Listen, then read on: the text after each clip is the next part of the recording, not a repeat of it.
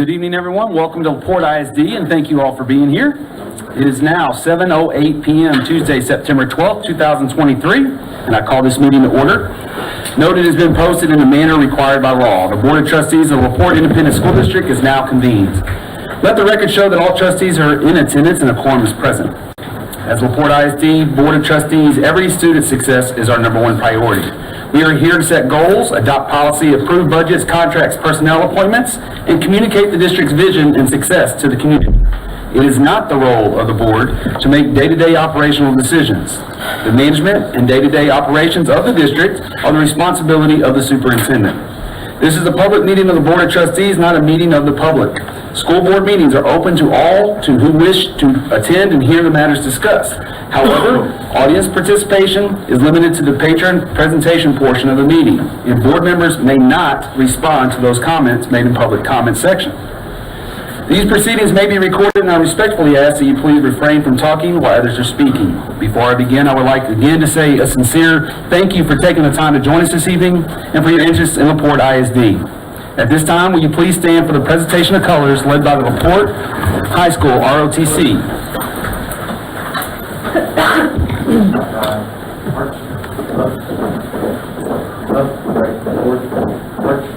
The ROTC is under the command of Sergeant Major Dirk Johnson. Presenting the Texas Flag, Command Second Lieutenant Dylan Thatcher. U.S. Flag Guard, Command Second Lieutenant Aiden Trant. Texas Flag Guard, Command Second Lieutenant Taylor Pugh.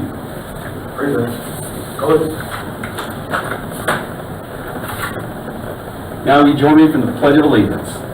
I pledge allegiance to the flag of the United States of America and to the republic for which it stands, one nation, under God, indivisible, with liberty and justice for all. And the Texas Pledge. On the Texas flag, I pledge allegiance to thee, Texas, one state under God, one and indivisible. Word. Color. Color. Vote.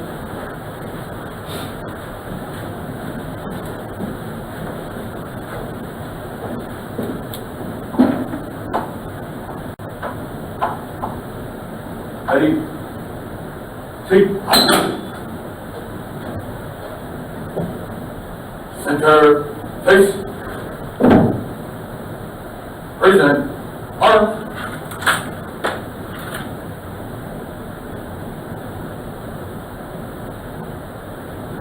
Order. Arm.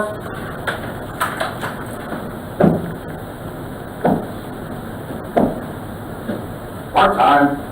March. Left. Left. Right. Right. Right. Left. Right. Left. Left. Left. Right. Forward. March. Left. Left. Right. Right. Right. Left. Right. And now please bow your head for tonight's invocation. Will be given by Superintendent Dr. Walter Jackson. Lord, thank you for this day. Thank you for this board. Thank you for this beautiful community. Thank you for this wonderful school district. We ask that you would guide our hearts and our minds as we make decisions that impact more than 7,000 students in this school district. In your name we pray. Amen. Thank you, Dr. Jackson. Everybody may be seated.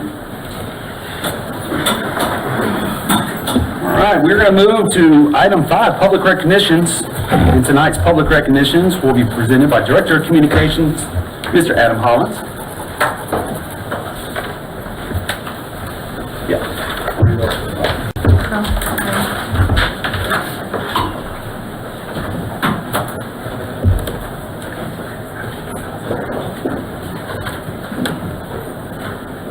Good evening, ladies and gentlemen. My name is Adam Holland, and I have the pleasure of recognizing some super readers here tonight. Just to give you a little background, between students and staff this past summer, the Porte ISD participants in the Bean Stack program recorded almost 61,000 minutes reading during our inaugural Summer Reading Challenge. By the way, that's more than 42 days total. I know this because I looked it up on the internet. Before we move on to the honors, and by the way, we're honoring some of our top student readers and top staff readers because we want everybody to participate. The program is called Beanstack. Please look it up in the App Store. Join us. We have a goal of 1.5 million reading minutes this school year. We're just under 100,000 now, so we need some folks to hop on board. Again, it's Beanstack. We'll start with our secondary top readers. David Morris Pacheco read this summer 3,120 minutes from LaPorte High School.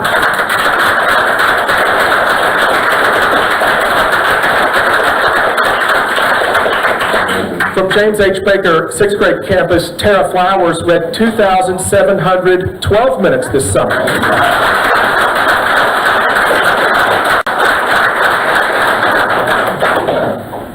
And from LaPorte Junior High School, Elia Montez read 1,735 minutes this summer.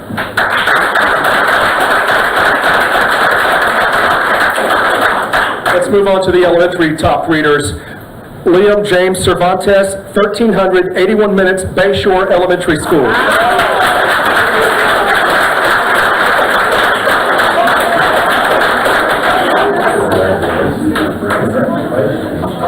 Dr. Jackson, he's actually it off. From Jenny Reed Elementary School, Lexi Gazal read for 1,225 minutes this summer.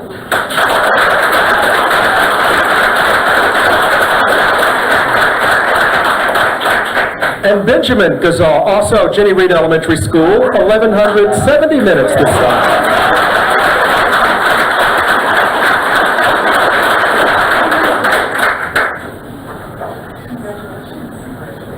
Now we'll move on to the top readers among the LaPorte Independent School District staff members.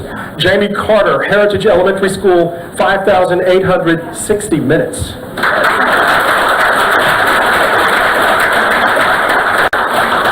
Corey Ripley from Heritage Elementary School, 3,030 minutes this summer. And finally, from LaPorte Elementary this summer, Allison Aldridge read 2,977 minutes. So if we can have all of our honorees come back up so that we can get a big group photo.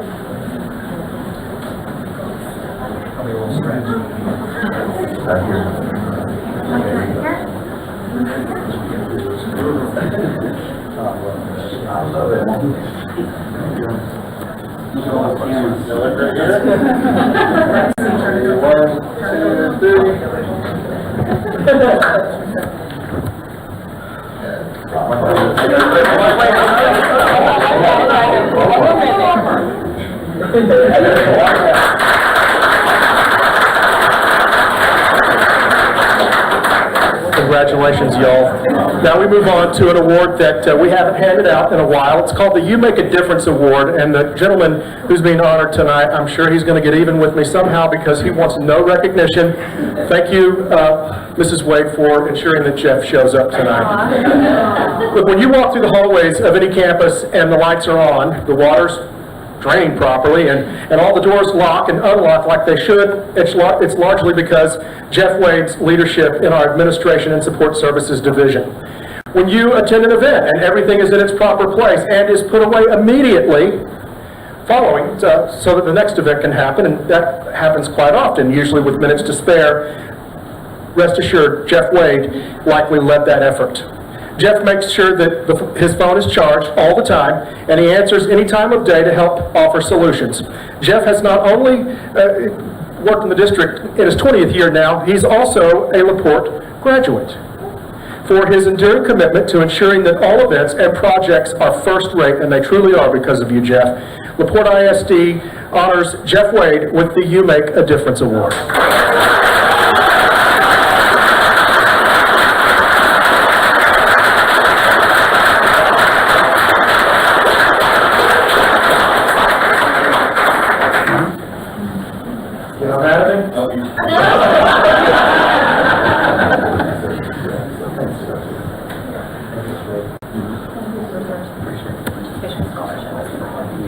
appreciate it.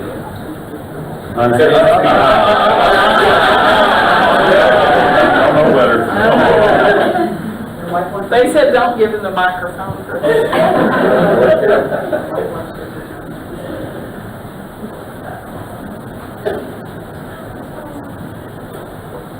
You came to school scared.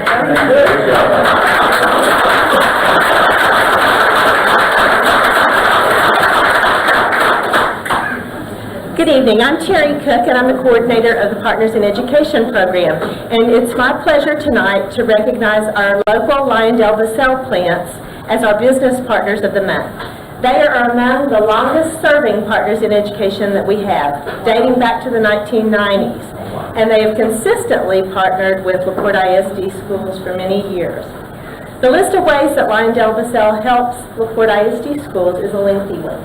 The company is a frequent sponsor of LaPorte ISD and LaPorte Education Foundation activities, including the Foundation's Partners Program and the Phantom, or highest level sponsorship, of the upcoming LaPorte Education Foundation 30th Anniversary Gala. Lyondell-Basell is also extremely generous with donations of school supplies each year, and Lyondell-Basell employees regularly participate in campus career days and science nights. And their science experiments are the highlight of science nights for those elementary schools. During the holidays, Lyondell-Basell works with campus counselors on the Christmas Angel Project, through which employees help to provide gifts and meals to families that are in need and help make the holidays a little brighter for children of our district. And the list goes on and on. Lyondell-Basell's generosity and commitment to education in our community are endless. We're very grateful for the continued support of Lyondell-Basell and its employees and appreciate their participation as partners in education. And we have several representatives from our Lyondell-Basell plants here tonight. If y'all would come up as I call you, we've got Lisa Causey from Lyondell-Basell BLO, partner in education.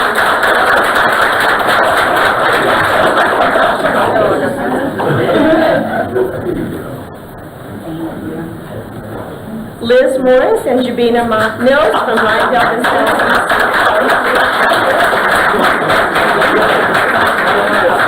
They're the partner in education with Jenny Reno. And Lisa Dykman from Lyondell-Basell Report, partner in education.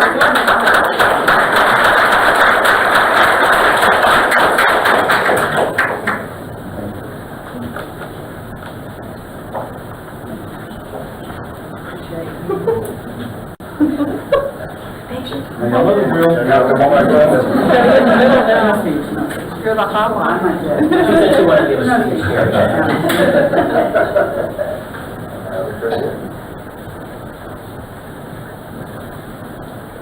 Thank you. Thank you for all you do.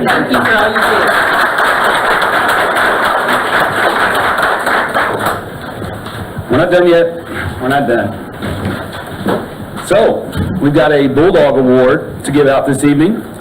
Ms. Deanne Thompson has served on the LaPorte ISD Board of Trustees for several years in just about every role.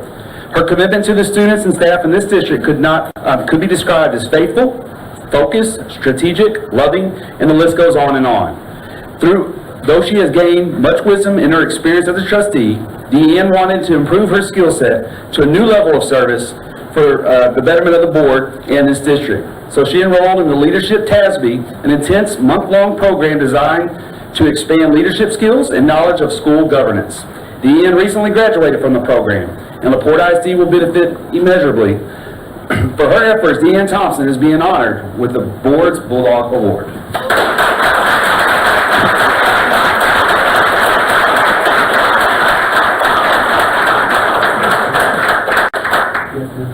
Oh my God. Congratulations. Thank y'all. Appreciate it. Maybe I'm finally a bulldog after 35 years. You good? No, I've lived here for 35 years. This is yours too. Oh, something else. Oh my God. Thank you. Wow, what a treat. Thank y'all. It's the honor of a lifetime, by the way.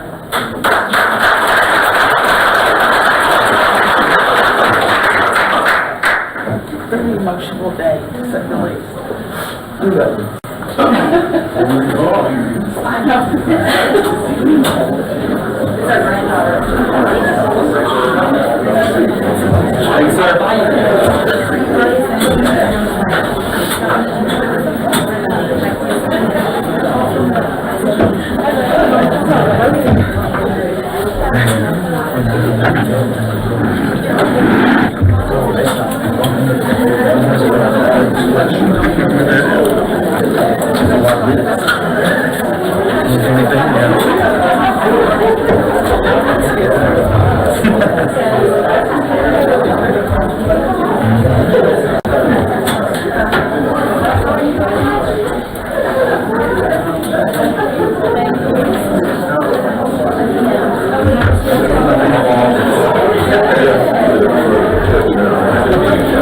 You take one of the back and come to the front now. Join us. We were waiting for that.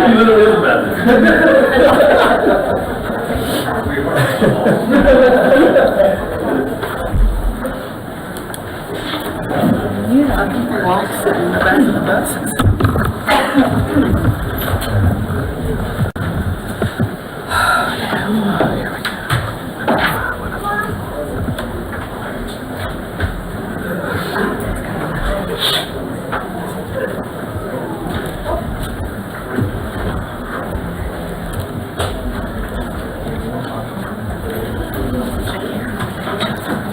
Okay, we will move to item 6, public comment. The board will now hear those who wish to make comments and who have completed and returned the public comment participation requests.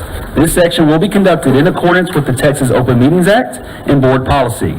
Complaints and concerns for which other resolution channels are provided shall be directed through those channels. Mr. Shoppy, do we have any registered speakers? Yes, we have one. Ms. Kathy Craig from Hillsdale. I think it says budget and pay. Yeah, both for budget and pay. Ms. Craig?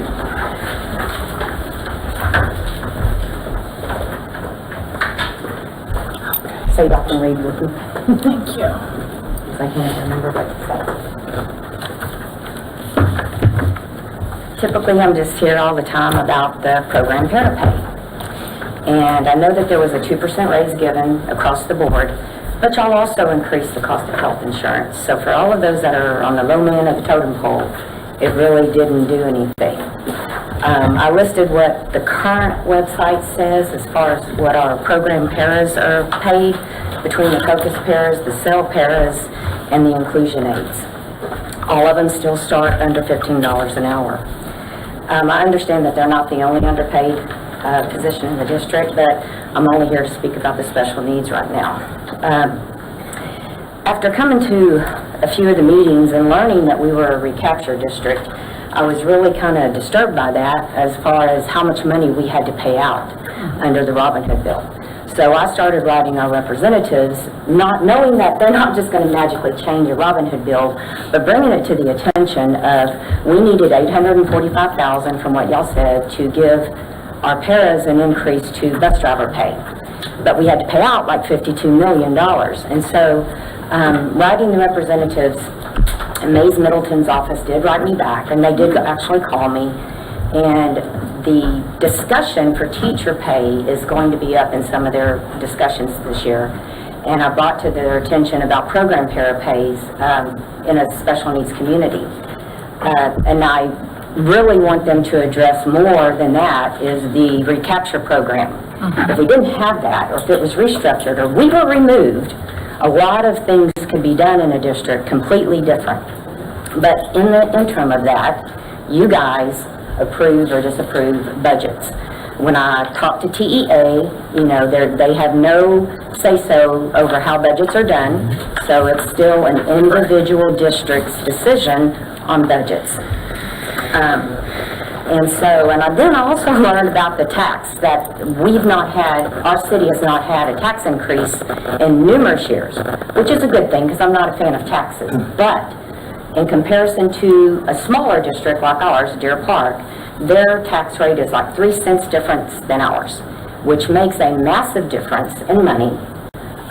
So people aren't aware of that. I definitely wasn't aware that we hadn't had a tax increase. I don't want a tax increase, but I'm seeing where it applies to monies and the differences in monies when those taxes are there or not there. Again, I go back to the recapture thing that needs to be changed. And I told Mr. Middleton's assistant that I will keep at the emails with them. I don't want it to get out of their head. I want them to talk about it. There was a time, I guess, at some point in time that they thought it was a good idea. It's not a good idea for any school district to be taken away from any money to give into any other school district. That's just not a good idea. And a lot of programs and situations lose out. I was hoping that report really wanted to rise above all of our surrounding districts and set the bar for the surrounding districts when it came to the special needs community. But didn't work out that way this go around, and hopefully by keeping it at conversation level, at some point it'll become important enough that y'all will really consider these pay grades for these particular employees. There were some issues with paras last year because of the para shortages. I've known of 2 situations in 2 different school districts where students were actually losing their IEP minutes, their actual academic minutes, because they were all having to be pulled from classrooms to go to comply with someone else's IEP. They didn't have the paras available to stay in the classrooms with the students or to take them out where they needed to go. So it lost education minutes for certain students. That is a real issue. The school doesn't tell you that. Parents start talking, and when they start talking, information gets out. School is not transparency on that. I wish LaPorte was a little bit more transparent, but they're not. They're going to do anything they've got to do to cover their butts for the district, and I get that. But these kids cannot speak for themselves. Many of them that are in focus programs have no form of real communication. So these parents had no idea that their kids were being pulled to go to other kids' extracurriculars and things last year and losing minutes, losing academic minutes. But yet they all miraculously passed. So it starts to raise red flags. No parent, no matter how much you adore your teachers, and we do adore our special education teachers, you should never blindly trust the district, ever. It's just something that parents have to do. They can't blindly trust it. And I understand that you can't hire people that don't apply for the job, but the pay is so underpaid. It is just really underpaid. And I really wish that some of you could take some time and go to these classrooms at an elementary, a junior high, and the focus room at the high school. Spend a week, all day, not just 2 or 3 hours one day here and there, an entire week. And make sure it's a classroom that's got some behavioral issues in there. My son used to be a behavioral issue, still can be at times. But there was a time that I could go to the school and I could help them out instead of them pulling him out. When he's pulled, y'all are losing minutes, and minutes are paid. And y'all get paid for the bodies in the chair. So when we're having to take kids out of the classrooms and take them home, then y'all aren't getting paid. So it's a monetary thing. Yeah. But there's more detail in there because I knew I wouldn't have time to do it. But thanks y'all very Ms. much. Crate, Yes. I appreciate it, and we can't comment on I the know. subject. I know. But I just want to commend you for always participating. A lot of people talk a lot, but you invest the time, you do the research, and you show up, and that's admirable, and it gets our respect. I really appreciate you taking time to participate. Thank you very much. Thank you. Could I say one thing, Danny? Yes. Ms. Crate, I would also point out, if you stay for the rest of the meeting, I don't know if you're able to, item B on action or discussion is going to particularly pique your interest. Okay. All right. Thank you.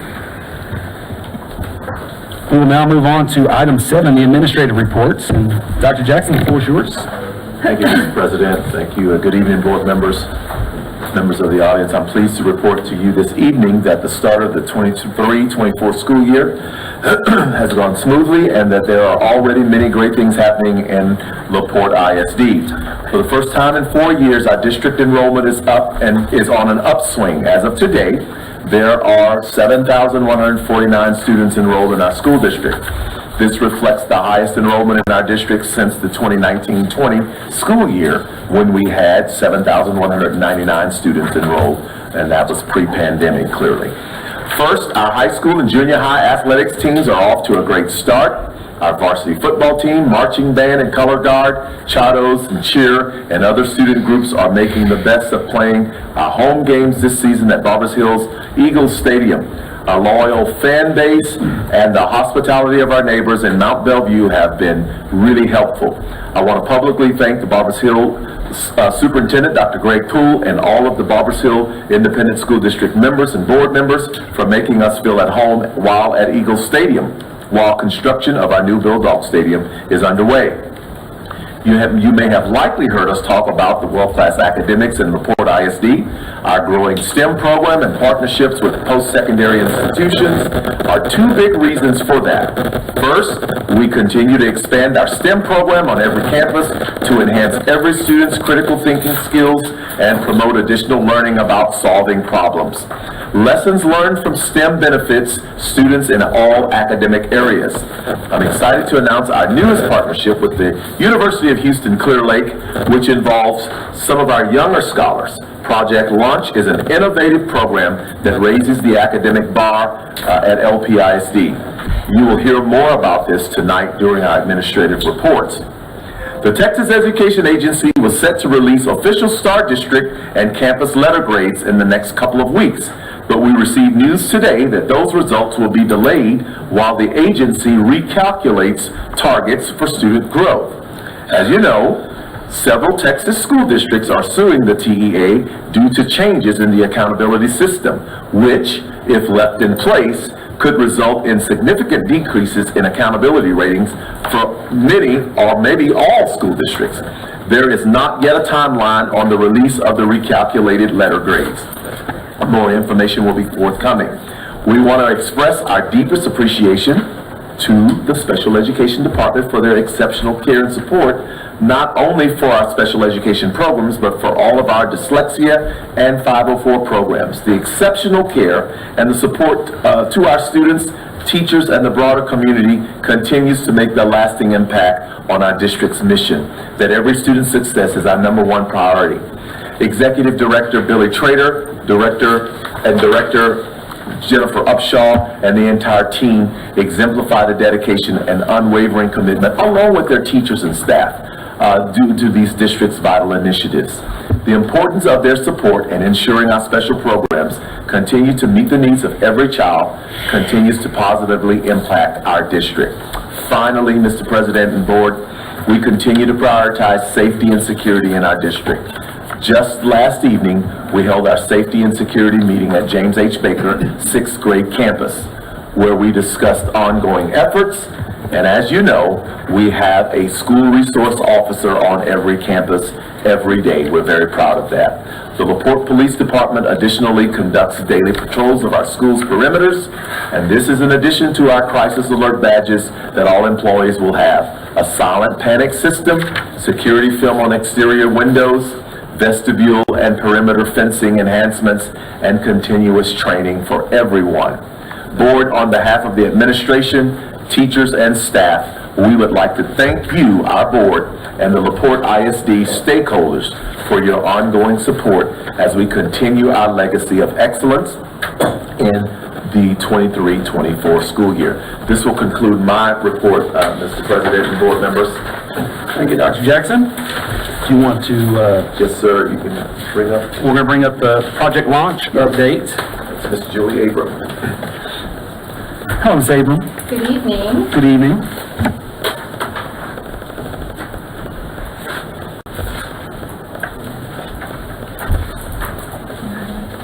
While Julie is doing that, Mr. President, if you may, while Julie's pulling up her presentation, I'm having a moment, senior moment.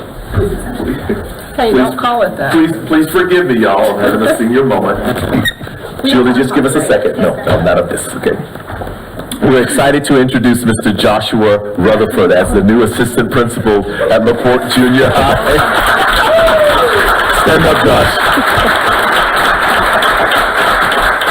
Kind of got ahead of myself, Josh, for a second. Please stand and remain standing, Josh, if you can. Mr. Rutherford has been in education since 2005 and has most recently served as the counselor at College Park Elementary for the last 8 years. During his time as the counselor at College Park, he designed and implemented student-centered programs, served as the 504 coordinator, assisted coordinating state testing, and served as the campus robotics coach. Prior to his time in LaPorte, Joshua worked as a junior high math and science teacher for 9 years.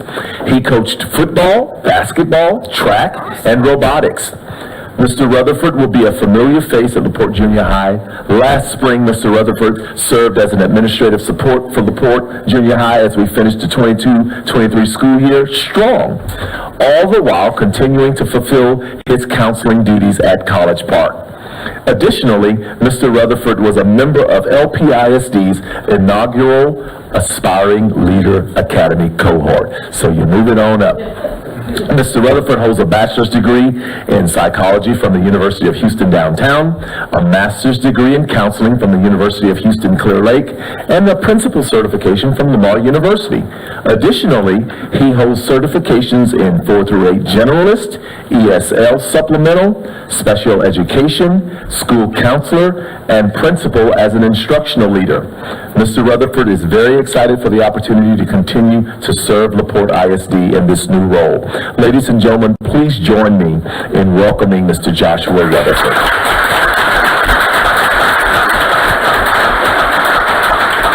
Josh, you have somebody here you'd like to introduce?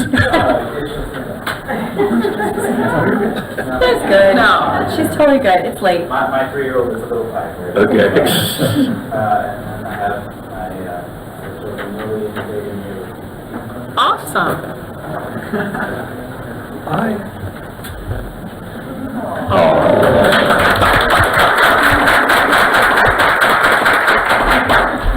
Thank you and welcome, Josh. Thank you. Miss Julie Abram. Good evening. It's my pleasure to talk to you tonight about a new endeavor that we have in the academics program and the academics department for gifted and talented students in grades 5 and 6. It's called Project Launch, and it is in partnership with the University of Houston Clear Lake. The intent of the program is to encourage our 5th and 6th grade GT students to explore, create, and challenge, to provide them with learning experiences at the university that are going to stretch them and grow them and be very interesting to them, and allow them to really challenge their thinking. What we know about gifted students and what the goal is of the program is to really make sure that we deeply dive into learning and give students that opportunity to be challenged. We want to provide opportunities for students to explore content that they don't normally have the opportunity to explore here at school. So learning at the university is an opportunity for them to do that. We want to also provide them an opportunity to foster creativity, so to really think outside the box with problem solving and collaborating with gifted learners from across the district, and then provide project-based and hands-on experiences for them to culminate all their learning. So we're excited about this project, this partnership with the University of Houston to allow our students to do all those things. So what we know about gifted learners is that they're curious little creatures. They are they have great memories, they are fast to learn, they make connections that others don't see, and they really just are unique. Their brains are uniquely wired, and they solve problems very uniquely. So we want to provide opportunities for them to tap into all those gifts and to use them in ways that we can't provide here in our school in the same way. So the program is designed like this. The students this is going to serve our 5th and 6th grade GT students. So all of the students across all the elementaries in 5th grade and then the 6th grade, so 130 students approximately that will be served in this program. The students will visit the university 5 times in a semester, and they will be there for 3 hours during those visits for a total of 15 hours of instruction in these courses. The students will have an opportunity to select from 6 courses, so they'll be able to choose 2 courses, 1 per semester, which I find really hard to get kids their first and second choices if at all possible. And then they'll have the opportunity then to just dive into their learning of interest and explore that project-based learning when they're there. These courses are going to be taught by college professors, so University of Houston Clear Lake professors or graduate students. And when we did some parent conversations and student conversations about this, the kids were really excited to go to college. So we're excited for them. So the courses, as I mentioned, the kids have 6 mini courses that we've developed in partnership with the university. If you're familiar with some of the kids' university camps that they offer in the summer at the university, some of the curriculum comes from those Kids U camps. But it allows kids to really explore some topics that are just really unique. So for example, there are 6 courses, as I mentioned. Kids have science exploration. If you've never been to the university, they have an entire outdoor classroom for environmental science, part of the environmental studies and program and coursework at the university for future teachers. So the kids will have a science exploration course. We'll be able to go and use that outdoor classroom. We have artistic exploration, where students are working with the university professor and just learning art and just different ways to apply art and becoming and developing those artist habits of mind. That is from the Harvard School. They will have game design, so they have a great technology department at the university, and so game design is one that's really popular with students. They get to play on some software and learn how to design games. Another option for students is animation, so again, using some platforms and software to how to develop animation or how to bring stories to life. Graphic novels, allowing students to use some digital software to develop graphic stories, and then some coding with Python, which is really pretty exciting with our computer science. And the kids will use that Python and that coding language as part of our robotics program as well, so we'll be able to help support that as well. So the kids have those 6 classes from which to choose. They only get to choose 2, so they get 1 per semester. Tomorrow the students will get their student schedules and they'll get their university badges.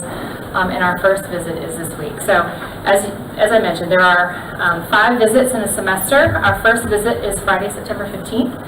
The students will go in October twice, once in November and then again in December. And again, they'll be for 3 hours each visit, 15 total hours of contact time at the university. The instructors, as I mentioned, are university professors and graduate students. We will be at the University of Houston Clear Lake. There is an arbor building that is dedicated as the Center for Education, what is it called? Center for Educational Services. It is a separate building from the general population, if you will, so the students won't be with college students when they're there. They will be in a special building, but they will be having a college experience when they're there. And then again, the whole project is project-based learning. So the students are going to culminate their learning with some sort of project or product that demonstrates what they've learned, and they'll have a parent showcase at the end of the semester for their families to see what they've learned. This starts this Friday, so you're welcome to join us and chaperone. Possibly. We're real excited. So will this take the place of like the end of the year GT? No. So this is in addition to the services that we provide our GT students. This is something for 5th and 6th grade, and it's in addition to those GT projects that they have on the campus already. Okay, and you mentioned a lot about how it ties into robotics. Will there be opportunities for, because there's several robotics students who are not in GT with, but are in the clubs. Will there be opportunities for them to possibly have a visit from the campus, or? I think that's a great idea. We are looking at ways to continue to partner with the university to expand the offerings that we bring to our students. Right now, this is the first step in that partnership, but I think as we've talked about the robotics program and the needs that we have, coding is something that our students struggle with, and our coaches struggle with, to be honest. And so this is something that we're going to look into. How can we provide that support for all of our students? I only bring it up because I love STEM. That is something that I've always been passionate about, but I was not in GT, and neither is my child, but she is robotics and very driven into the mechanics of things. So just, any opportunity for our students to have that and to help the teachers on the coaching side. We're looking at some ways to even bring some of the high school students down to work with some of the elementary. So we're working on how to support coding for sure. Love it. Thank you. Yeah. Let us know when the showcase is. I'd like to go see that. I would love to see it. So the showcases will be December 1st and April 12th, and I'll get you the details when we have those hashed out. It'll be great. Hunter the Hawk will be there on the 15th to greet our students and welcome them to campus, and the cheerleaders, I think they've said, will also be there with pom-poms. I didn't know UH had the cheerleaders, but that's what they do. So we're excited to meet them. So we're excited. Thank you for your support for this program. Thank you. ma'am. Thank you. Thank you. We will now move to C, item C, District Accountability Update by Dr. Brown. Yeah, they're going to visit.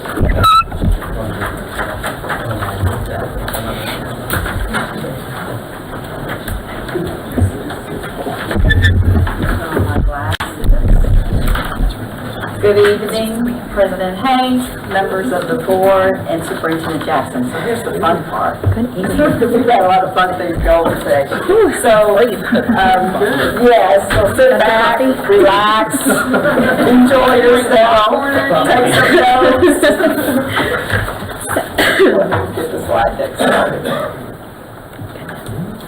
So today, I wanted to give you the latest update in terms of our accountability as of now. And as you heard from Dr. Jackson earlier, some updates have come along, but this presentation was created a couple of weeks ago. We want to show you and share with you what the methodology currently is, and what they're looking at, and then what are the concerns from districts, including ourselves, with the new methodology. So as you know,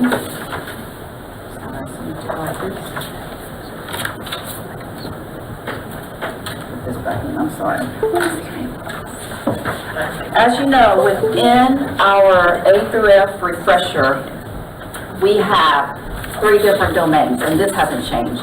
So in Domain 1, you have STAR Performance. Domain 2, you have CCMR and Graduation for High School plus STAR Performance. Domain 2, there's 2 parts. Part A is the academic growth. Part B is the relative performance, which includes the STAR Performance and CCMR for the high schools. And then Domain 3 is Closing the Gap. Closing the Gap is the federal, which is Every Student Succeed Act, and also with Texas with HB 2022. So here it is again. This has not changed in terms of what A through F looks like in our state. Once again, Domain 1, Domain 2, Part A and Part B, they take whichever is the best data for the campus, for the district. That is 70% of the accountability rating. With that is the 30%, which is Domain 3, which is our Closing the Gap piece. Overall, if you look on the right-hand side, this gives the district, the school, their rating. Based on that, you have distinctions. You also have comprehensive support plans, targeted support plans, and additional support that's provided to the district. Here are the changes. So this slide currently is a summary of what was given to us within this year. So in the past year, I have come up here and given you little bits and pieces of what we know. Let me just for the record state, we still do not have the 2023 accountability manual. So the accountability manual is still not in the district's hands. So we are playing on a playing field where we don't know what the game is. And so with that being said, when you look at this chart, we'll start at the top, STAR Performance. That has not changed. The change in calculation, the change in grading scaling has not changed. But if you look at CCMR, this is a huge one.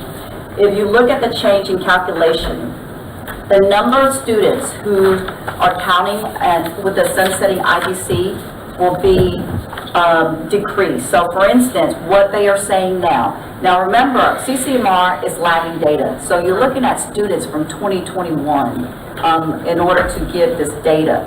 And so when we're looking at that, we're talking about IBCs. The 3 that we have that are sunsetting in our district that we currently offer is Google Analytics, we have Microsoft Word, and we have OSHA 30. And so what we've done is this past year, when they talked about the CCMR changes and sunsetting some of these IBCs, we have made a plan on what we're doing with those particular ones. We have 2 seniors in welding right now that will be taking that OSHA 30. The change that they created with the CCMR piece is that not only do you have to earn the IBC, you have to be enrolled in a level 2 CTE course with the IBC.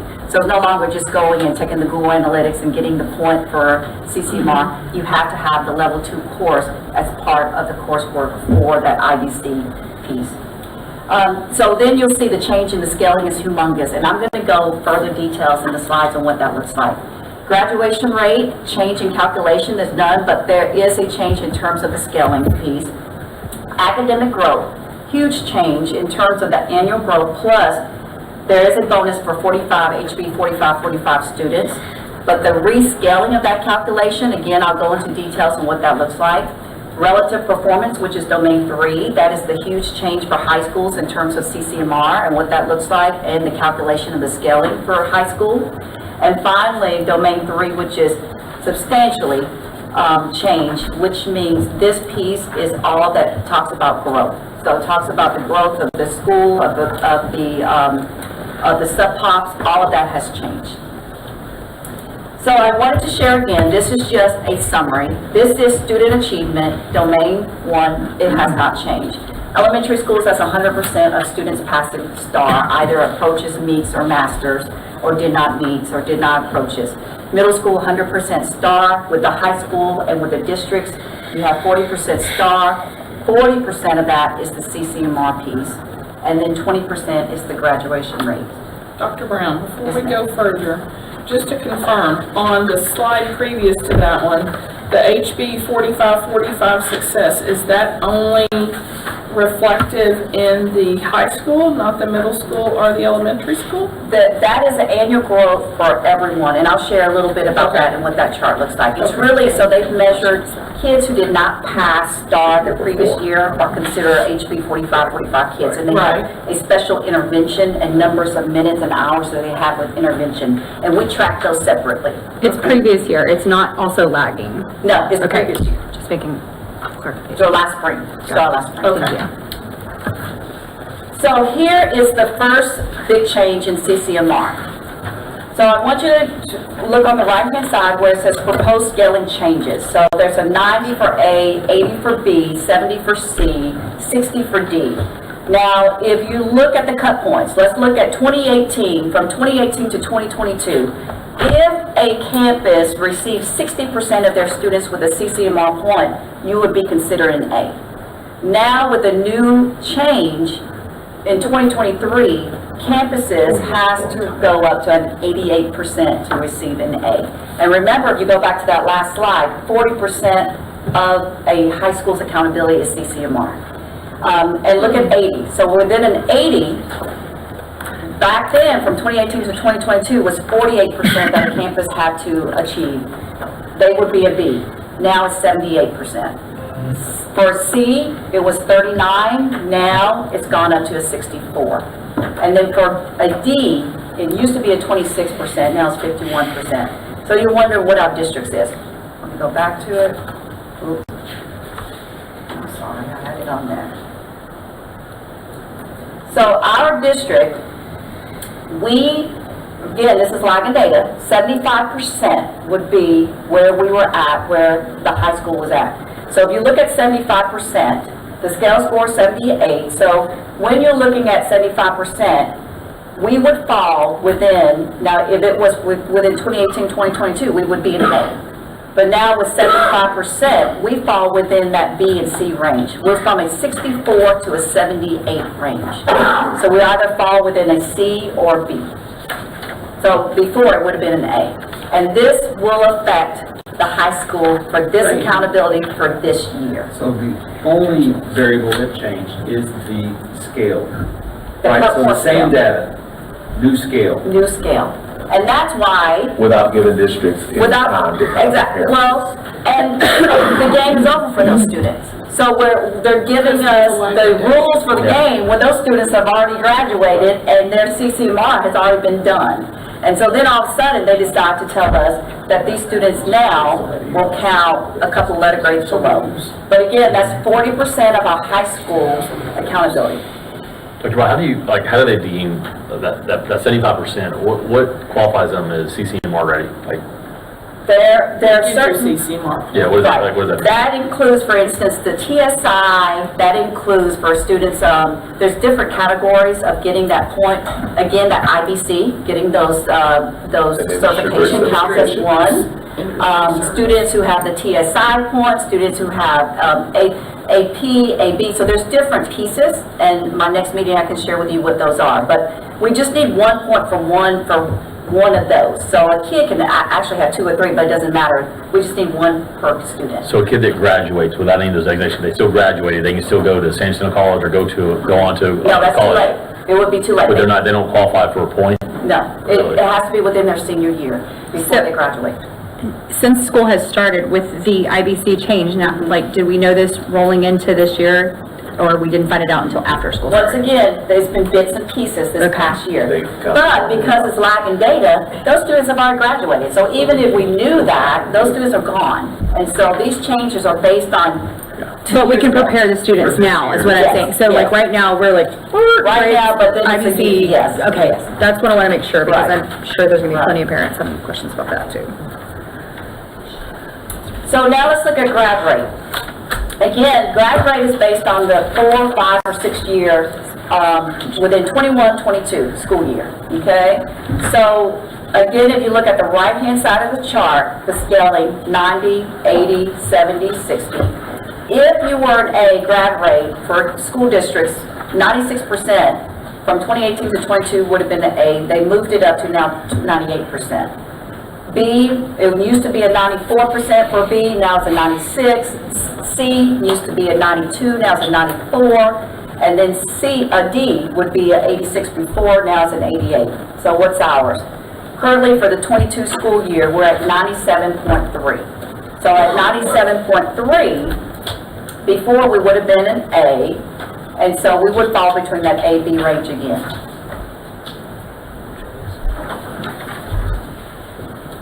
Here's another big change that I shared with you is Domain 2, which is the academic growth piece. So in the past, what they do is they take all 3 through EOC, put them all together in one bunch, and give us our data, give us our score. So that's all changed. So with the new accountability, if you look at the y-axis is your vertical. That is the 2022 STAR performance of a student. And if you look at your x-axis, which is your horizontal here, is 2023 STAR data. So let's just start at the top. So in the red, if we start from the left-hand side, let's say last year, meaning 2 years ago, the student 2022 does not meet, he did not pass. But there's a cut point score that was low. If this past spring, this same student took the test and did the same cut point score, whatever that cut point is, that would be 0 points for that student. Now, if the student, you go over one more block, if the student last 2 years ago did not meet, but then this past spring, even though they did not meet, but that cut point that TA has created is that some type of high did not meet, a point is given to that student. And so it kind of goes across like that. So if you look at the bottom, very bottom of the green, master's student. Let's say in 2022, a student had a master's in math. Let's say this past year, if you go all the way across to the first 0, the student went from a master's to a meet, that would be 0 points for the student, for the school. Repeat that sentence? So the student was master's in 2022. Last spring, something happened, and again, this is a test, a one-time test that's given in 1 day. The student did not get master's, but had meet. We will not receive a point for that student. Even though they met the standard? Even though they met the Because standard. they mastered it before? Yes, yes. We wonder why there's mental Right. health problems and all Now you see why there's a lawsuit going on. Right. Yes. So, You can't win. right. So once again, when we're talking about looking at this academic growth, this gives us a false narrative of the hard work and dedication of our teachers, our administrators, and our district this past year. I mean, as I stand before you, last July, June, starting then, there was always updates on what is, as much as we knew in terms of accountability, but updates in the work that we're doing in our schools. We cannot diminish the hard work that our teachers have done in terms of one-on-one tutoring that we don't see that's happening after school from 4 to 5, 5 to 6. We cannot diminish teachers in participating in PLCs, talk about what's best for our kids, and as Justin shared a couple of months ago with you, the data that we have created to look at every student and what student needs are. All of that does not diminish based on this data and what the accountability is, the matrix. And when I say that, I just want to share with you domain 2B, which is a relative performance. This has not changed. Relative performance is basically a comparison of the same group of schools with the same demographics as a particular school, and they compare that performance of the school. That has not changed. I wanted to put that in for you, the 2B. Now, closing the gap is the big change also. So closing the gap at elementary school, when you're looking at this pie graph, again, 70% comes from domain 1 or 2, okay? So the other piece of this is closing the gap. Closing the gap consists of different weights. You have academic achievement, 30%, academic growth, 50%, EL, 10%, and star performance, 10%. And so this kind of breaks down for you what closing the gap looks like. And then the same thing for high school. If you look at high school, 30% of that is the federal CCMR piece. That makes a big difference in closing the gap. And then the grad rate. So here is the new proposed changes based on what we know from TA. So the campuses will be evaluated up to 4 student groups. So group 1 will be all students in that campus. Group 2 and 3 will be the 2 lowest race ethnic groups from 2022. Remember the data, again, that Justin shared with you. We have broken down for schools by sub-pops. So they can look at student by student, sub-pops, and look at where their lowest 2 ethnic groups are from 2022. And then group 4, the 4th group will be the high focus group. When we say unduplicated, they don't count more than once. So it's really EB or special ed, EB, foster, homeless. Also, the change is, if you look on the bottom, it used to be 25 students will count for a campus. Now it's only 10. So if you have 10 EB students in class, those EB students not necessarily would count with our accountability. That does not diminish the fact that we work with every single student to ensure they're successful. But in terms of accountability, they did not count in our accountability piece. This year they would count. So any kid, any groups that more than 10 or more will count. So here is a big change. What TA has done is they have created a long-term target that has gone up to 2038. So if you look at the first arrow, the first interim target was this past year, 22-23, for a 5-year increment. If you meet what the 26-27 target is that they have said, this cut point score, then if you look at the chart on the bottom, you could receive a 3 as a district. Okay, and then 5 years later, so 27-28 to 2031 to 2032, if you meet that interim target, you get another 3. If you don't, you either get 2, 1, or 0. When you get to 2032 to 2033, 37, again, you're trying to get to that interim target. Basically, what you're trying to get to is this 2038 target. Now, the 2038 target, it's almost like 98% of students passing in terms of meets and masters. We obviously strive for that, but we obviously know that we have interventions, we have things that we work on to ensure that our students get to where they need to be. But this is a huge change in terms of the cut point scores too. We don't know what those cut points are. Again, we never received the manual. So we don't know, all of a sudden, this past week, a couple of weeks ago, we received our district what if. And I want to share that with you because you'll see a difference on what the what if based on these new changes. The other big change is this district rating. So as you all know, we have 12 campuses, 13 including DAP, but 12 campuses. What they have said is the calculation of weighted methodology is based on the number of students tested on each campus. So if you look at this chart, there's 5,394 that they said were enrolled at the district as tested STAR testers. So we know we were 7,100, but with the students who were testing from grades 3, 4, 5, 6, 7, 8, and EOC, 5,394. Then you have the breakdown.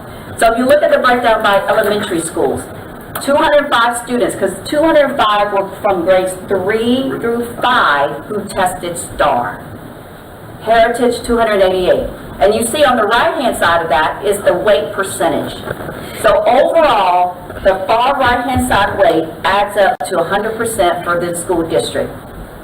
So Jeannie Reed would be 3.8%, Heritage 5.3% weight, LaPorte Elementary 3.9, Bayshore 3.9, College Park 2.9, Lomax Elementary 4.8, Rizzuto 4.0. Now let's look at the middle schools. Obviously, middle school, 7th and 8th grade students, all 7th and 8th grade students take STAR. So that number is bigger in terms of enrollment for testing. So LaPorte Junior had 527 students take the test last year. That's 9.8% of that weight of the district. Baker had 516, which is 9.6%. Lomax had 575, which is 10%. And look at LaPorte High School. We had 2,069 students who took the ELC. That's 38% of the weight.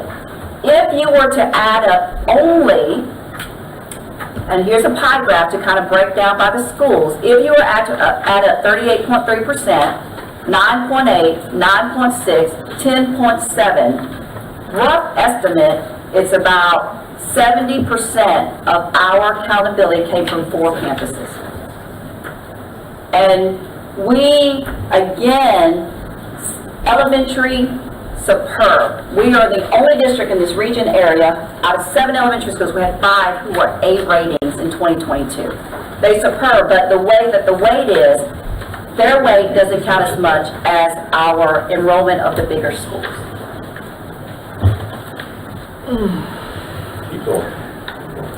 So the what if? If we seem discouraged, it's not because of you. 2023 ratings will be different. So this is what the what if looked like. Next time, pass out chocolate. Yeah, Exactly. ice cream. So we cannot compare 2022 rating accountability matrix to 2023. It is not apples to apples comparison. Nor will it will be injustice to our teachers and our administration if we did that. So Dr. Brown's going to get ready to do this. I'm just going to wake everybody up because they need chocolate right now. There is a reason why we're taking you through this, like this board, because number one, as the board that sets the policy and sets the tone for all of this stuff, it's important you understand. But what we're really trying to show you today is how hard our folks have worked, but also how flawed of a system we have. Right. We don't have time to call names and do all of that, but we wanted to take time. And she said, you really want them to go through that tonight again? I said, they need to hear this again. It is a flawed system, and it is set up so that we can't be successful. Right. It is set up so we cannot. And if we don't get that, I mean, we're failing at our how we articulate this. But this system is not set up for people to be successful. It's not, and it For our hurts kids to be community, successful, by the way. Our parents who are not listening to this, not hearing this. They just see we went from one rating and then we went to a lower rating. Let me say Which is one more thing. 98% of the Right, community. but I'm going to say one more thing, and I want this to be on the record. And Mr. President, you can write me up if I'm out of order. Hit the gavel. The same system that we complained about 25 years ago that rewarded school districts that had a higher percentage of affluent students is what we have again.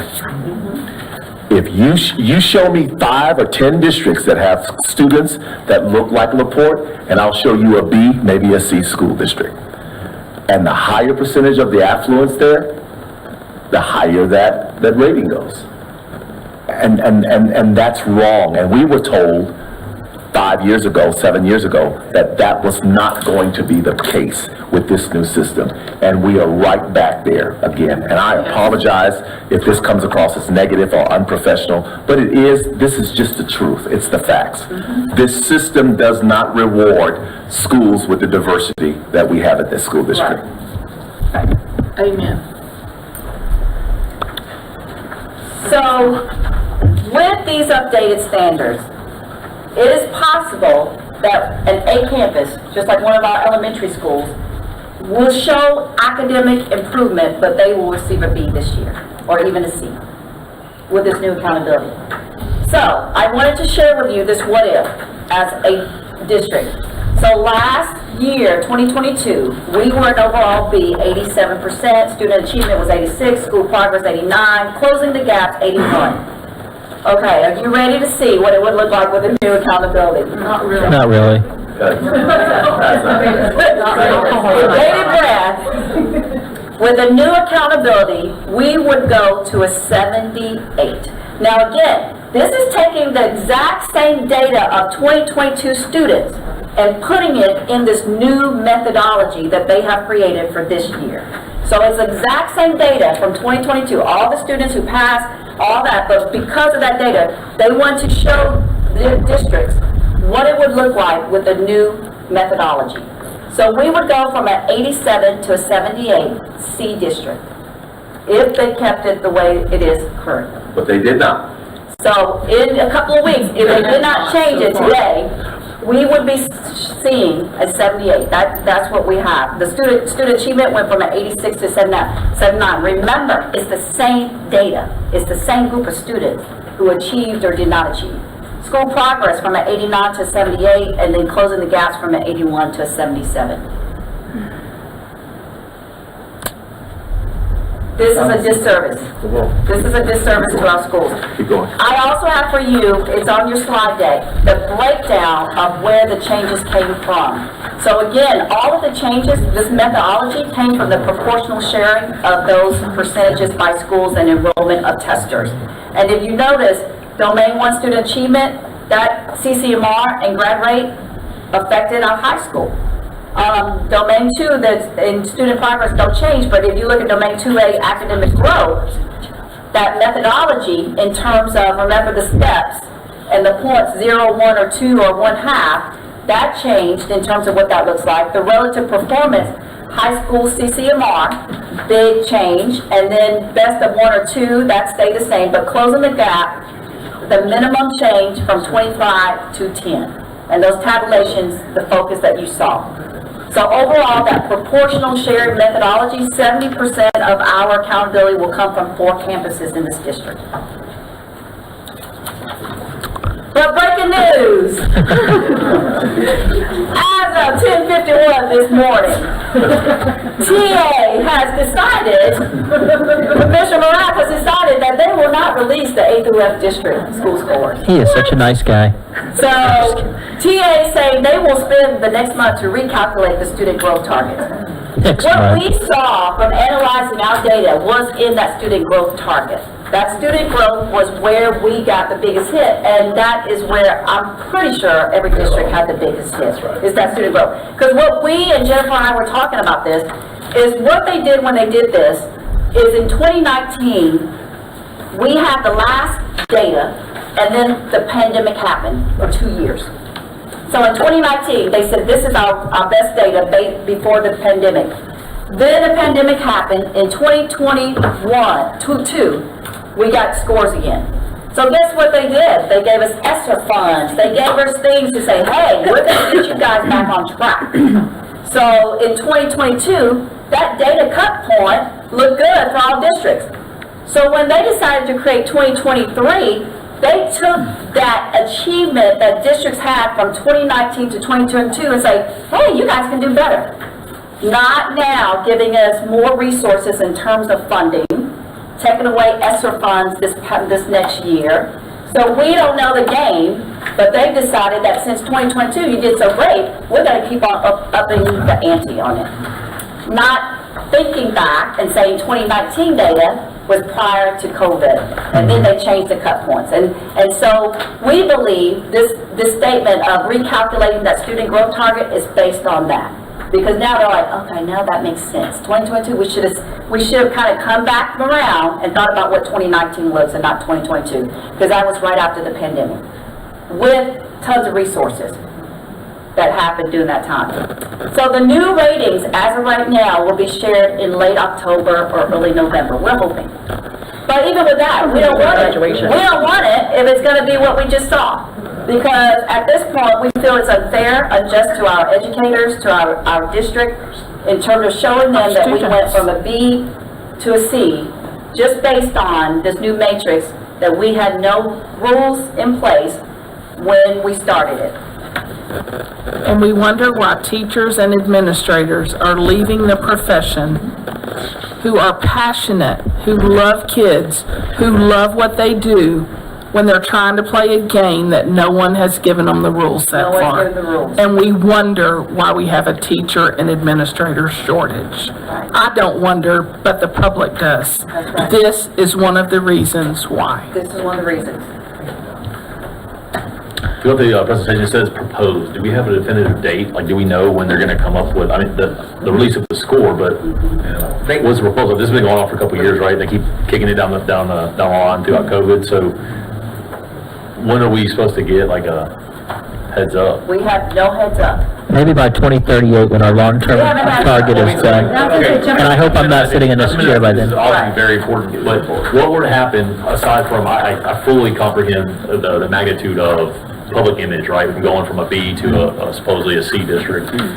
But outside of that, on the state, does it affect our funding? Like, what does it do? We're not gonna fire teachers? Like, what are, No. we're still gonna be okay, It right? doesn't affect our funding, but based on funding that the legislation has not given school districts more funding, that affects our funding because ESSER is going away. And ESSER was part of the COVID pandemic. And now we're about to lose positions in terms of ESSER funding because the state has not decided to give us any additional funding for what we need. I think Chris will answer that. If it drives kids away, it affects your funding. Yes. If it drives morale, Yeah. it If it affects your drives funding. morale away, if it lowers your grade at a campus to a D or an F, that might start to have impacts on the campus. right. So there are some Yes. possible. But also, But I'm saying this if we for lower those as a teachers, district, and so do other districts, we're all gonna be showing the same kind of Right. we can all band together Right. and promote. Right, and you you're know. right, but I want to also give you something, you know, when you take a test and you have 20 questions, they count more than 50 questions. Sure. We have a small district where we have Everything counts 2 more. junior highs, 1 sixth grade, 1 high school. So that proportionality makes a big difference on 4 campuses. A school right next to us, like Deer Park, has a little bit more schools, Pasadena. So their proportionality changes in terms of what those campus counts are. For us, it's like we have 10-question quiz and we're about to lose 10 points each time we're Yes. missing that Right. shot. Right. So that's a concern for us because we're counting on 4 campuses. Yeah, it's just like at work when you talk about economies of scale. Right. And the other Similar piece of analogy. it, to answer Jeff, you know, and it's already been answered, we won't necessarily lose funding up front, but certainly it has something to do with morale and teachers wanting to be on campuses. Here is what's more importantly, that breaking news has everything to do with, in my opinion, the fact that there's about 15 or 16 school districts in the state of Texas right now suing the TEA for this, what we've talked about. There are several school districts that have just brought suit against and said, look, this is not right, it's not right for kids, it's not right for teachers, and it's not good for communities. And so what I am happy about is that finally I think they're starting to listen, because something has happened that people, because we went to bed last night thinking this is going to happen in another week or so. And so we woke up to this morning to emails that saying the commissioner is going to make a statement this morning. And so I have some hope that things are going to shift in our favor, because I'm more worried about the morale of the people that are working and the Yes. students that are working hard Yes. than I am for the letter grade. But the letter grade drives some of that morale. Right, drives the community It just in terms does. of- It drives that. Absolutely, and I guess like, I love that you guys are bringing it to us and certainly appreciate that, but, if this were to happen next week and they come down with a C grade or whatever it may be, what can we do to be proactive, like to get that information to the community, to the parents? They can be like, man, oh my God, you guys are a C now. Is that something we share through Adam and the network? No, we're definitely, we've already talked about having, podcasts. I'll be doing podcasts, putting it online, putting it on the internet, putting stuff, and just making sure that parents understand this is coming, if it is the way it is. As of right now, because of this hole, we won't do much on this right now, and we'll wait. But we want to share with you because the change may not be big, or the change may be big. But we want to let you know at this point, this is the methodology that they have proposed for 2023. Thank you, Dr. Brown. The other thing that I think is important to the board and myself as well, we are direct advocates for this school district. So when we're at TASA TASB and we're at those kinds of meetings and we're on those committees, we have a voice, and we need to be making certain that every chance that we get to say something aloud, kind of what we've talked about before. We need to make sure people know that LaPorte is not happy about these kinds of things. Right. Thank you, Dr. Brown. Thank you, Dr. Brown. We'll now move on to D, bond and safety update. Dr. Bromley? Good. This might be a little lighter there. Yeah. Can you be nicer? Yeah. Hey, we got some rain, did it help Might be a you? little lighter. Yes, yes, we needed some rain, without question. Get under the dirt. All right. Okay, good evening, Board President Hanks, Board of Trustees, Dr. Jackson here tonight to give a brief update on Bond 2023 and also LPISD safety. So we're off and running. As far as Proposition A, I spoke last month a little bit about the painting and some of the different things that we got off the ground. Tonight for approval is playground equipment as well as the first cycle of bus replacement for transportation.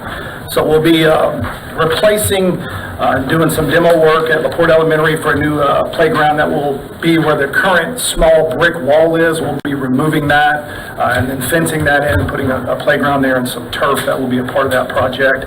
College Park will be a replacement project, and we'll be adding also Rizzuta, a replacement project, because we'll be doing away, due to the perimeter fencing that will be coming in, we're going to close in where the current track is in the basketball court. The playground that's outside that area will go away, and we'll be putting a new one inside for the kiddos to play on. So that's happening, as well as transportation. This is our first cycle in the new bond, and remember that we'll look at it. It's built to go every other year. We may not do that exactly, it just depends on how quick we get the buses. If you recall, we had buses that you approved a while ago that we should be getting here close to Christmas time. So that's how long we're lagging in this. So we've got to kind of look at that. The bond is built over 10 years for every other year to do that. Put some pictures up here. Another little project we got going on at College Park is a security graphic package, and you can see that. That's going to start next week at College Park. And essentially what that is, on the outside, there's some graphics that also provides that resistant film that we've been talking about a million times. But on the inside, they can see out. It gives some tint. So I know Ms. Whitlock and her team are excited, as well as over near the cafeteria, we'll be putting some graphics on the outside of the fence. Kind of put a picture there for you. And we've already started replacing some of our chillers. We've got some chillers going in at LaPorte High School, Lomax Junior, and LaPorte Elementary. Bulldog Stadium. We are anticipating to receive our full construction permit early next week. We're really anticipating that. We've geared up, Dr. Jackson, with the help of Dr. Jackson, meeting with the city to get things back going and trying to get all the questions answered. And we feel very comfortable to say that we should get that early next week. But just to give you an update on where we are, demolition is about 95% complete. There's still some abandoned utilities that we have to get dug up and kind of clean that up. And then you're really going to see the uptick of the detention system. So giving you perspective, there'll be two major sites of detention south in what we call the junior lot. So in that the kind of architect drawing up there, you can see there lower left, and you can see in the picture bottom right there that you can see the outline of what that will look like. So they'll start to dig that up 4 feet. There'll be a level of gravel that they'll put down a rock, and then we'll put those boxes in. And I kind of give an example there, and they're actually on site out there. They're putting those together now, and those will go in. We'll cover that back up with a fabric and a rock, and then concrete will go in. Just to give you perspective on kind of how we're dealing with it, the city standard for how much intake of water that we're trying to deal with is 2 acre-foot. So what that means is the amount of water it would take to flood 2 acres to a depth of 1 foot. Our detention system holds 7.5 acre-foot. So we've gone above and beyond just to ensure with there's not been anything that's happened on that site since 1956. So we just wanted to make sure we've covered all those bases. So grade in the correct direction. Correct. We'll grade it, that's correct. Yes, we'll make sure that works out. That's all that matters. But that detention system will start both south and north, and that'll work into November. And when the permit comes, you'll see a lot more movement out there as far as materials and so forth. We'll be starting our Lomax Junior project planning September 25th. We've had a change in some of our systems, so we'll be getting that pushed up to the front. We'll be catching up on some of the time on that. Bond oversight. So the first meeting planned for the Bond Oversight Committee is September 20th. That committee, much like a bond steering committee, will be made up of obviously district and community members and business members, and really being a part of the process from start to finish. So we'll be able to meet monthly and go over the progress and the different things that allow that committee to be a part of the process and some of the planning as we move forward and some of the projects that the bond pertains to. Has the committee members already been notified of that? I'll ask. There will be tomorrow. We're trying to work out some of the dates and times, and so we just finalized that. Any questions pertaining to bond updates? Yes. before I share? Yes, sir. I know you've told me probably 12 times, but what is the completion date, again, where we could play a game in the stadium? So we are pushing every envelope. We'll say tentative. Tentative. So I'm gonna hold you to it, yeah. Tentative to get a game in there in late September of '24. That's That is pushing optimistic. and rolling and praying that there's not hurricanes and all the things that are in the Gulf, not really, but right. So that is what we pushed our GC and our program managements and architects to get us to. It's not guaranteed. Is that realistic? It is realistic, bearing that all the things happen the way they're supposed to. If you remember, the actual date of this whole entire project was December into January, with the field house being complete in February.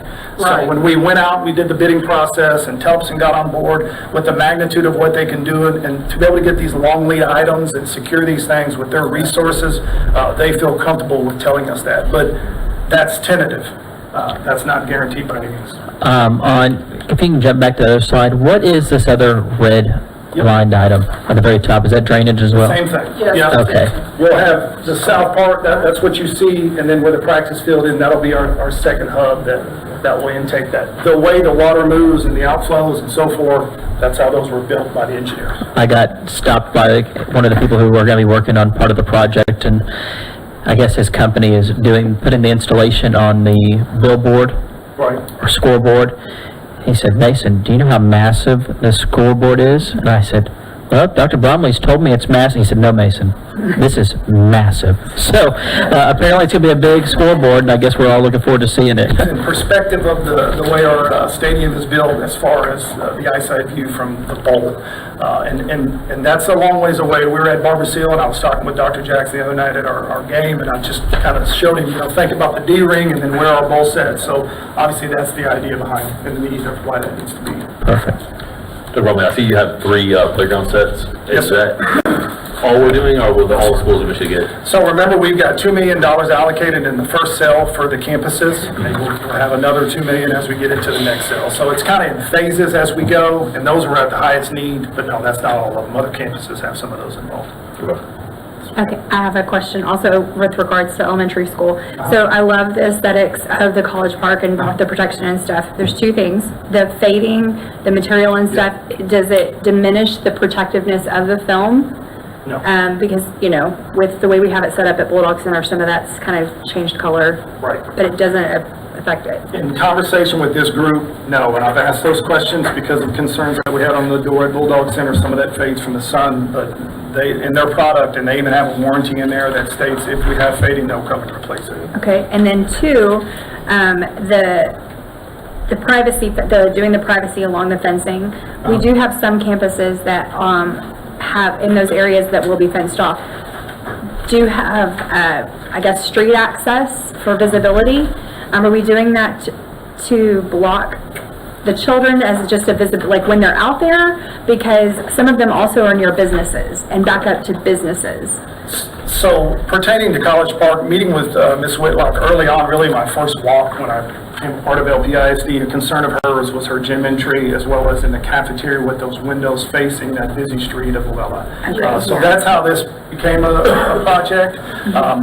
I like it so much, I'm going to be honest with you, we'll probably look at some other campuses and see what we can do. But this was kind of a singleton, right? We're talking master schedule lingo, and that's kind of how that existed. Well, I think it's going to look great over there. I just was wondering what other capacities, so thank you for thinking about that, yeah. I'm mentioning this so I don't forget, but in going to some of the volleyball games with all the construction going on, I mean, I know there's nothing we can do about parking, it's just a disaster, but a lot of people are confused about how to get into the actual Bulldog Center, which may seem ridiculous, but if you're walking to it from, say, CTE, if you don't know to go out, there's no sign saying entrance this way with an arrow telling you to go around or go up the stairs, or some people pull in that door, go and pull in the other door, like, how do I get in here? So maybe if we could work on just some signage around Bulldog Center for the construction. We've ordered some, but we need to be more descriptive. It's more general construction signage. Because people are parking at administration on a Friday night to go to the volleyball game. They have no idea where to go. Exactly, no, that would be great. Yep, we can get that done. Thanks.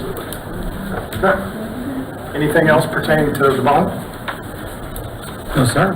Okay. So I'll shift to just some brief safety updates, and honestly, tonight I'll spend more time focusing on legislative highlights. As same realm of academics, there's a lot going on, trying to stay abreast of what is expected of us as a school district, and these timelines, and these safety standards, and these silent panic alarms, and all these different things that we're trying to do.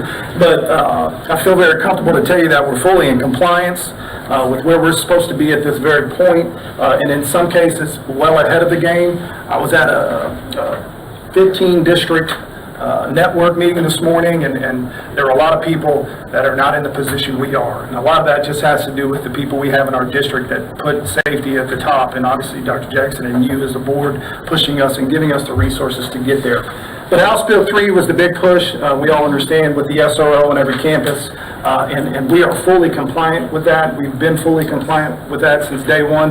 Matt Novosad's over there, and he's going to hate that I do it, but we're blessed to have him, and he helped me tremendously getting this together. We have 45, now count our own, we have full-time at our secondary all the way down to Baker, but with our counting them and into our elementaries, we have 45 different officers throughout the week that spend time on our campuses.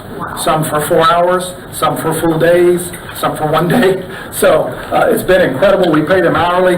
He's got a maze of a schedule that he sends to me, and he's still putting that together. But they've been exceptional, and you know, from principal feedback, everybody obviously is very excited about that. And the tough thing about that is an SRO is very different than coming right off the streets, right? You're dealing with kids, and I think what we've been blessed with in that process, with Matt knowing a lot of people and being able to kind of do a little investigating in that, we've got really good people that really want to be there. In some cases, we've got husbands and dads that, work that and come in from precincts to pick that up. So extremely excited about that. We will be starting our next phase of our intruder detection audits, actually in this month, and I think Porte ISD is on the docket for September and October as we move into that. So again, we'll get notified, they'll come out and they'll do audits on our facilities, and we'll go through that process. So that's just kind of an FYI. The big one that's been discussed, there's been grants that have been pushed out on this, is the school safety standards. We are in compliant based on having the items procured and having things in place with a timeline. The expectation for full compliance of perimeter fencing and exterior doors with security-resistant film is August of 2024. August of 2023, we have to have a plan to say this is what we're doing. 95% of our campuses are in full compliance with this piece. We have campuses that are still awaiting the fence.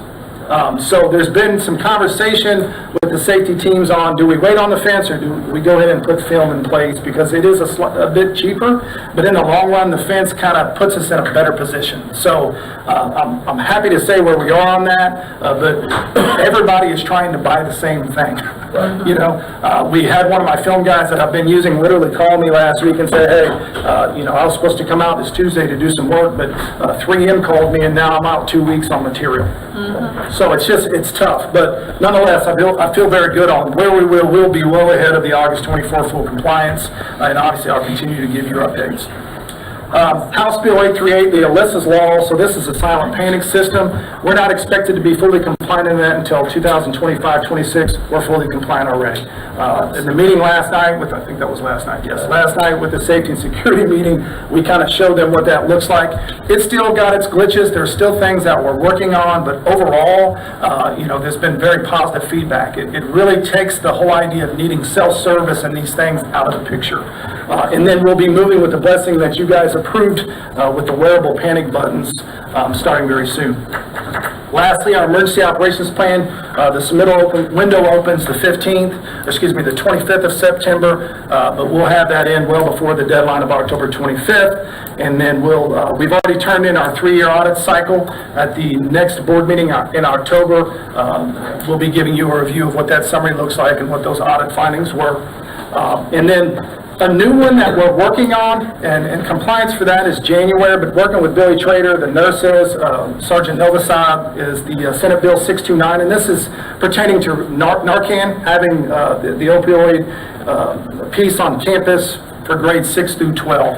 In the update policy that will be coming soon, it'll be in there, but we need to make a decision on whether or not we want that in 612 or we want to push that down into elementary. I can tell you through conversation thus far, 612 is kind of where we want to be, because you have to train individuals on how to perform and use that. You have to get a supplier to give you that product, and then you have to house it and secure it appropriately within the facility. So there'll be more on that. We've got some time. I was just trying to put that in front of you guys.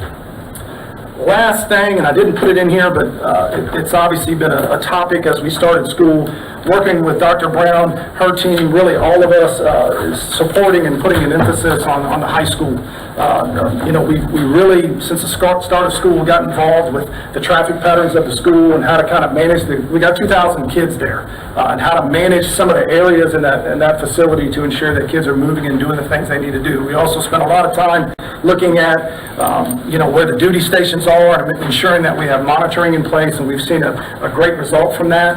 And we have added 3 additional security assistants to that site, giving us, we'll have a total of 7 extra bodies that will help us and be present to assist the administrators in campus. Okay. Any questions pertaining to safety? Thank you, Dr. Momley. Can I tell you guys one thing? I work and talk to a lot of school districts about House Bill 3 and the 1 officer per campus rule. Y'all are one of a very small number of school districts that have been able to meet that requirement. So kudos to you on that. That's really impressive. Dr. Johnson, can you tell us, when, I know with the cost, there's a heavy cost associated with that. Have we found out what we're getting reimbursed from the state yet? Or is that going to be discussed in special session? We haven't heard that yet. For SROs? Yeah, well, they give us $15,000 per campus. So times 12 campuses. So it doesn't cover it, but it helps a little. It helps. Because we were going to do this before it was mandated by the state, right? So We already committed to that, which was the right one. Yeah, it doesn't matter what it costs. We will move on to item 8, our consent agenda. Mr. Shopping, I guess that's me first. So I want to determine and approve any consent agenda items. Approve board meeting minutes. 1, regular board meeting minutes, August 8, 2023. Called board meeting minutes, August 21st, 2023. C, receive principal's report. 1, Early Childhood Center.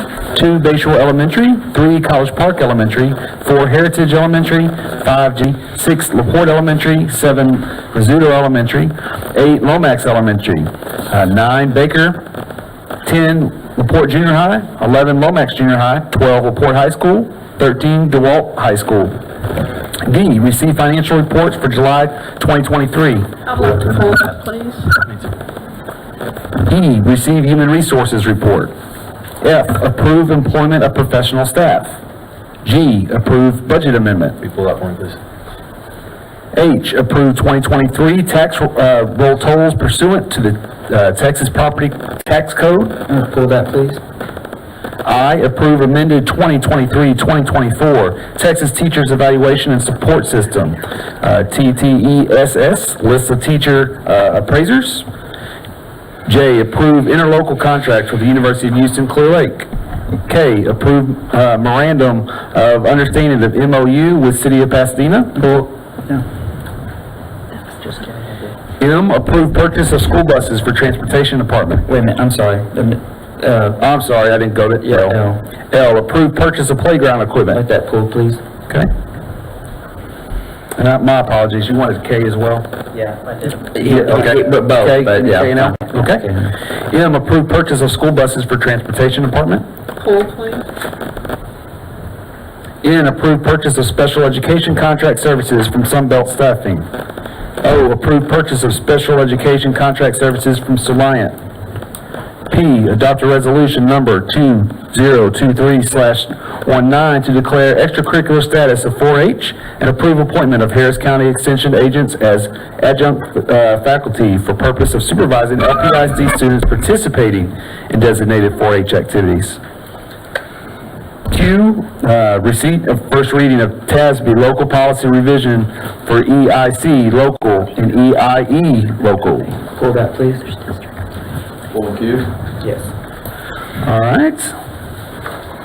Ms. Shuppy? Yeah, pull P2, sorry. Okay. Just have stuff out there. Sorry, Russell. All right, consent items, A, B 1 through 2, 1 and 2, C 1 through 13, E, F, I, J, N, and O. Okay. Any discussion? Before the motion. She doesn't usually turn it on that Motion by quick. Jeff. I see a second. Ms. Thompson, a call for a vote. It is unanimous. She usually has it off. Well, be patient. You did it too. I didn't. So we will go to our first item, D, receive financial reports for July 2023. Jeff, I believe? Or Dan? Go ahead. No, I think I pulled this one. Okay. Okay. I bought the wrong pair of glasses because they're not the right strength. I'm struggling here. But I printed off our June, summary balance sheet versus July. And I just want to say, for our benefit and for the public's benefit, in case anyone looks at this, we're showing assets in June of just over 65 million and assets in July just over 57 million. Is that correct? And if so, where does that $8 million decline come from? From June to July? Uh-huh. 8 million? See, I thought it went up. 57 to 65 is, If you give me, I'm gonna pull June to. okay.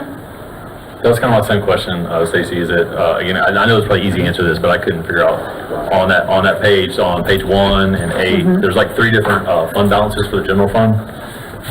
They're all with different numbers, and that's what I guess I had a question about. Well, what we could do is, because it's, for specific questions, I could definitely, work answer it, but if we wanted to get together and have a conversation of, walk through the financials and explain, I would be willing to do something like that. Was there certain bills that we paid, or was that a certain due to? For mine, like if you look at that first page, like it says our general fund balance is $57 million, and you go down to, I think, page 8, and it changes. It says it's 59, I can read this, sorry. You're on page 8? 59, So 626. 626. So it's a difference there, but then if you go down, the total, on that page, on page 8, all assets is $80,590,000 for the same period, but on page 1, if you add it up, it's $70 million. So it's a $10 million difference between page 1 and page 10, or page 8, excuse me. And that's why, I know it's probably the easy answer, I just couldn't, my brain didn't understand it. And I apologize, I'm not, so I'm looking at July's. Are we looking at July's, or are you looking at June's? I'm sorry. I'm just looking at July. the page, like. You're looking at July's. Look at the back July cover. 23, 24. July. Okay. And so, can you tell me again when you saw the 80 million? So on the 80 million on page 8. Second to last page. Yeah, second to last page. I'm sorry, On okay. the last fair market value, totals up all accounts at $80,590,469. That same number is represented, unless I'm reading it wrong, on page 1. It has it, if you total those total assets up, that totals out to be $70,430,092. And then I guess it caused it, because I was initially looking at just the general fund balance. But the general fund balance is represented, I guess, 3 different numbers throughout this report. Right. That's, I guess, why I was curious what was the reason on that. Do you see the 80 million he's talking I about? see the I think 80, I'm 8 sorry, I'm showed us our missing the 70. investments. I think page 8 is just our investments that we have, right? Page 8 is as of July 31st, this is how much cash we had in the, so it's a moving target. So, we pay payroll, we have accounts payable, we pay out, and also on page 8, it's all funds. So we're spending, it's capital projects, it's all of the funds added together. So it's, Isn't that how it is on page 1 too? on this, where it has like total assets at the very top of the page. Yeah, hold on. You got general fund, food service, debt service, and capital projects. Well, actually, It's not totaled up, but I totaled it up on my own. oh, okay, because I was like, I'm sorry, I'm The missing total, where yeah, sorry, you're the putting total, the like, total, unless yeah. like Ike's done bad math, but the total I got is 70 million and change as opposed to 80 million and change. Right. I'm gonna have to get back with you on that one to find out, and I'll research out and see what actual I mean, it's what the difference is. Okay. And why. I guess what is, can you tell us what our, I guess a specific question would be like, what did the fund balance end at the end of year for, what was it? For June? June 30th? Yes. So So what we're projecting is gonna be right around 60 million, 3.83. 60, yeah. And that's unaudited. We're going through our audit in a few weeks, and so, but that's where we stand with our entries. So Is that the number of fund equity? Would that be that same number? Because on June 30th, the fund equity says 60.4. But, are you on page 2? I'm sorry? I'm looking at the June one. Oh, you're looking at June? Yeah, I'm trying to understand the disparity between the June and July. Like, where did $8 million go? Right. Well, do you want to hold off and table it, and then once you have an answer, we can vote on the next meeting? I'll write both of these down and provide the answer to Dr. Jackson and. Well, just because for budget purposes, like, so do we, because I know at one point we were talking budget, right? So we were gonna finish the year at a $2.5 billion deficit. My understanding is that it did not. It did not. What was our fund balance? If it's expected to be 6383, what was the start of the year? It was right around that. So we only added like maybe $100,000, $200,000 to it. Okay, So so that's awesome. We went from $2.5 million deficit. Right. In a couple weeks, we surplus. That's good. But we were also on the disaster rate, right? 65. For that Last year, yes, Yeah, we were to on help disaster. that. Yes, sir. That's right. That's right. 52. And then, like I said, the last question on the budget side of it is, I heard from some representatives from Middleton's office and another one, that there's a special session in October. That's the rumor. I haven't seen anything in writing that they're going to do it, but that's what everyone's speculation is. Yes, sir. I was curious. I know it's random. We're hoping that we get some relief through that process, by the way. I was just curious, like, again, I know this is, I'm probably reading it incorrectly, but at some point, I think it would be beneficial, at least for me, in a way that my mind works, to kind of go through a deeper dive, like how to read some of these. Because, again, on this one report alone, there's 3 different, like, numbers tied to the general fund. We can arrange a workshop for just to do that. Awesome, thank you. So we're not gonna take any action on this item, we're just gonna table it, move on to our next pool. Do we need to vote on tabling it? You don't have to vote on it. Or anything, we're just gonna let, okay? All right, so we'll move on to our next item, which is G, approve the budget amendment. This is not. Oh, I did, I'm sorry. This is, again, my fault, but I was just curious, what is the increase, it's a pretty substantial increase on the instruction. I was curious to see what that specifically was for the 359,000, what that would entail. Was that due to Stacy or Rebecca, additional staffing? And could you tell me what page you're looking at, Yes, where the ma'am, I'm sorry. 359? I pull it up. The first page? Yeah. Are we on G now? Yes, budget amendment. I kicked myself out, I had to come back. Yeah, press arrows. I know, I pushed minimize. Yeah, it says, I guess number 11 on instruction. But there's not functions on the first page.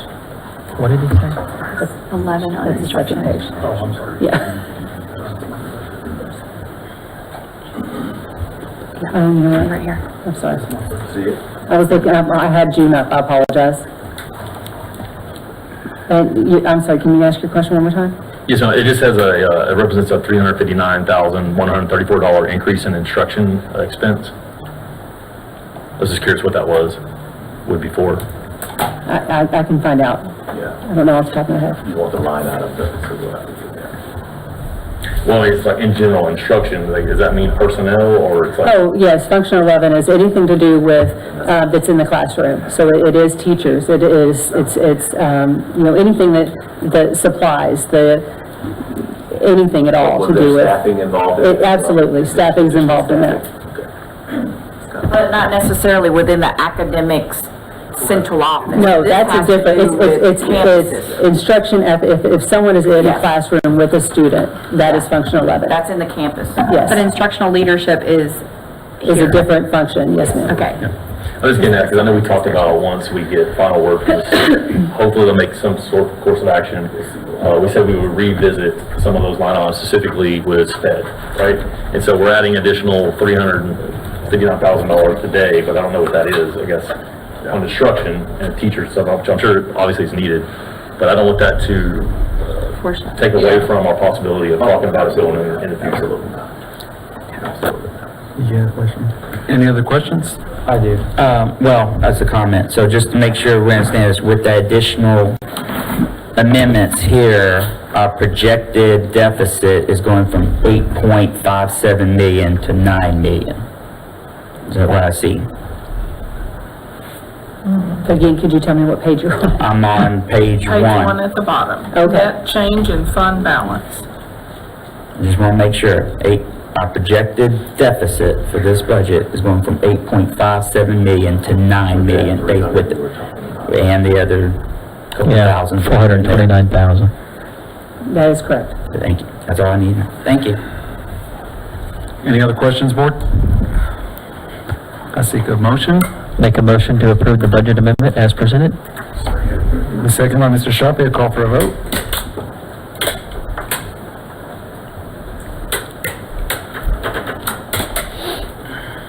Jeff, did you not vote? I did. He voted Oh, yes. okay, I didn't see it up there. He was real quick. All right, we will go to item H, approve the 2023 tax roll totals pursuant to Texas Property Tax Code. I pulled this, I just question on the valuation. What kind of change is this compared to last year's? I can pull last year's for you and let you know. Would you want me to do that now or let you We know? were roughly, 15 billion last year, 14 billion? Yes, Where are we? and we're right around 14 now. Yes, sir. It's definitely a decrease. I just can't tell you off the top It of my was head. an increase? It's a decrease. Oh, it's a decrease? Okay. Yes. And that is due to the $100,000 Tax homestead exemption. exemption. Yes. Okay. Yes, sir. Gotcha. That's a good question.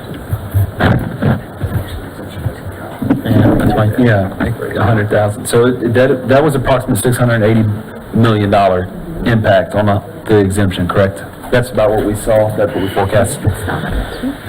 Okay, board, any other questions? No? I seek a motion? So moved. Second. Went to 13. Okay, I'll call for the vote. Is that what that is? Okay, it's unanimous. We'll move to item K, approve the understanding MOU with the city of Pasadena. MOO's move. I just had a question.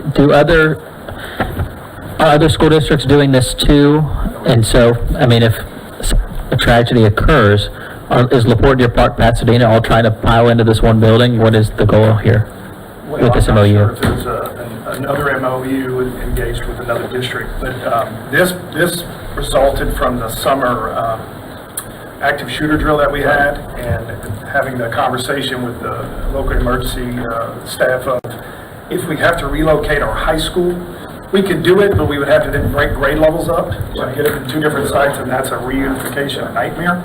So we started a conversation with the city of Pasadena and the convention center because we could be held in there. So it's really for a safety issue, not so much a storm or something of that No, it would nature? be a serious situation. Evacuation. Had to evacuate. Ah, okay. I'm clear. Thank you. Dr. Meyer, I have some questions. My memory serves me, you just mentioned about splitting the grade levels. I remember I thought we had a site picked, it was the transportation department off of Sims Road. Was that looked at? I guess that's not. It's not feasible. Not feasible? In my, Okay. My other question is. Not for 2,000 kids. Right, okay. Not for 2,000. My other question is, how much is this going to cost? nothing, Nothing, no okay. cost to the district. And does this require city council approval from Pasadena? I do believe so. So once it goes through our approval, it's been vetted by both legals, then they go to approve. And my last question, I guess, is, because I saw a sign up now. I haven't been following the politics and what the timetable is and all this, but looks like they're gonna be building themselves a new convention center over there. Yeah. And my question would be is, God forbid if something should happen, we do have to use it, but if we do, how's that gonna look when we got maybe possibly construction all around there? I don't believe they're tearing down that facility, are they? Adjoining buildings. So you always have a primary location of relocation and you have a secondary. The secondary will still be in place in which we would have to break grade level and go forth. So that never stops. And what's that secondary? I do have a meeting set with the director there to go walk the site. And we've done that preliminary, but to go further walk with the team, and I'll take some campus. And what's that secondary site? Currently, right now, I believe it's... Their support services? Okay. Board, any other questions? I seek a motion. So moved. Okay. Second, call for the vote. Unanimous. Move on to item L, approve purchase of playground equipment. I did not get who wrote. I did. Okay, David? I've been seeing a lot with the new playgrounds coming out from some school districts and cities about what they call the boundless or playgrounds without limits that really, inclusive for students with disabilities, visually impaired. And with these new playground equipments, will we be able to accommodate some of that? I know there's requirement and mandates to be able to meet needs of wheelchair-bound students on entry and exit. I'm not sure as far as full as what you're saying, but I can definitely look into it. I mean, if our mission statement's every student's our number one priority, every means every and all means all. Correct. Well, and I'm hoping, if we're going to, how long we expect these playgrounds to last? 10 years? I mean, that time span, if we can, I'd like to see if we can do that, if we can, with this new opportunity. Each playground provider has to meet the spec by the state and to be able to provide specific items.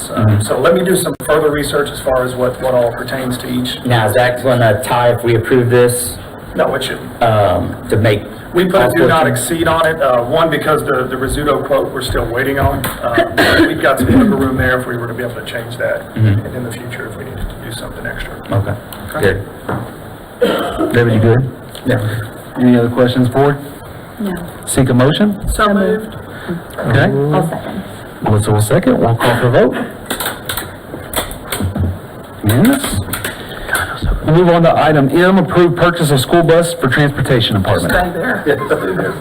I just have a quick question. Yes, ma'am. Okay, on looking at the attachment that was on there, first of all, do we ever get a break on school buses for buying multiple at one time? It doesn't seem that way.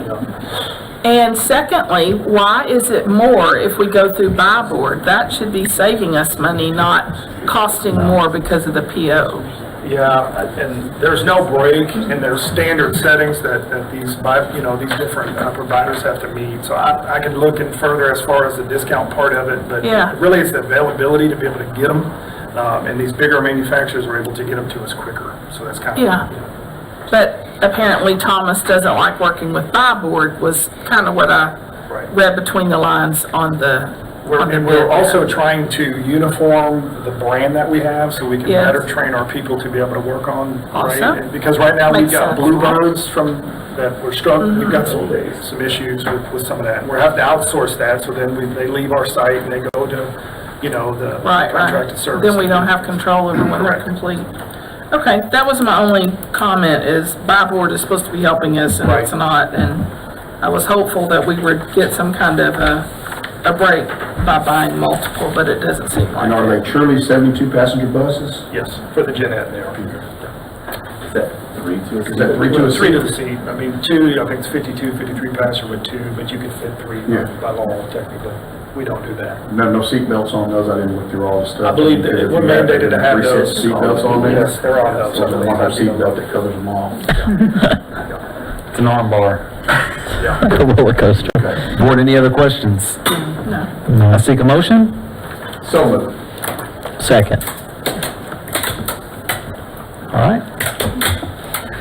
We'll move on to item P, adopt a resolution Number 2023-19, to declare extracurricular status of 4-H and approve appointment of Harris County Extension agents as adjunct faculty for the purpose of supervising LPIC students participating in designated 4-H activities. Wow. Yeah, I don't know who wants to answer this one, but what is a extension agent of Harris County? Are we not sending our 4-H teachers and FFA teachers, or what is this agreement? This is a partnership that we've had for years. It's been over 10, 15 years with 4-H and Texas A&M. So it's really our 4-H students in terms of extracurricular work that they do with the club, in terms of having the Texas A&M adjunct, and we call them professors, but they're really staffing that oversees that with our CTE teacher here. And they're getting an approved absence Yes. with the school? Yes, Okay. definitely. No further questions. Anyone else? Okay, let's take a motion. So moved. Ms. Thompson? Mr. Sharpie, call for the vote. Okay, we will go to the final item, Q, receipt and first reading of the TASB local policy revision of EIC and EIE. Excuse me. I guess the first question is the why behind the language change. What necessitated, I can't say it, but For which policy? for the whole class ranking and GPA, all that. The EIC local was actually a recommendation from TASB, so that was given to us in the summer for all districts to change that wording. So that's basically coming from TASB in the recommendation. Okay. The one for EIE, the only change that we currently made with EIE is in terms of the number of when we reclassify students. So we actually compared our reclassification scale scores to other districts, and we were actually higher than most districts, which in a long run harms our students in terms of reclassifying them to the next grade level or the next, junior, senior, and so forth. So that's why we made those changes. Yeah, and the other reason why I asked this to be pulled, I've been kind of following what CCISD did, and it seemed to gain a lot of traction, was not counting for class ranking the GPA from elective classes. And Friendswood's doing that too. yeah, because it may deter students from taking certain elective classes because it would hurt their GPA because they don't get the extra point or whatever it is as far as class ranking. Have we really looked at that as far as? I thought Julie, and Julie can come up because she had meetings with the committee in terms of looking at that. Was that a change that we made in terms of not counting? So that was not even a conversation point when we were looking at this. We were looking at TASB language, and we were deciding whether or not, we were really having a conversation more about ensuring that our advanced placement courses and our pre-AP courses were differentiated. That had not been in the past, and so that was the biggest part of our conversation for this policy change. David, is that something that you're hearing that's happening in school districts around? I think Friendswood is Some school districts. And y'all just give us some time to start? Yeah, we can start researching and seeing what other districts does in terms of And I could care with what they're doing, but I mean, as far as our students, as far as look at, because, our students are more than a GPA and they're more than a test score, and if we have students that are strategically not wanting to take electives when they otherwise would because it would hurt their GPA or something like that, I think we want to encourage, well-rounded, to take your interest, take what you believe and passionate about, and if we can, help not to create any kind of barriers to that, I think, it's something that's worth looking at. Yes, we will. We'll look at that. We'll also talk to TASB in terms of other districts in Texas, what they do with that also. Yeah. That's all, Mr. President. Thank you, sir. Any further questions? I seek a motion. So moved. I seek a second. Ms. Thompson, call for the vote.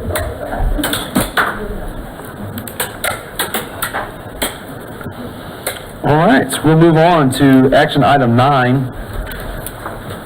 We will go to item A, adopt a resolution number 2023-20 for property tax rate of 0.9739 per $100 evaluation of assessed value. Good evening. Hello. I'm sorry, I left my, do you mind if I get my page? Hello, and I left my, Hello, Stacy. you're allowed to be here. I'm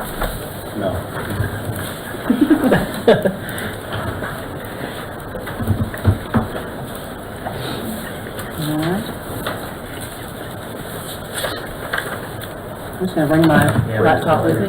That might be easier. Yes, sir. Hi, good evening, yes.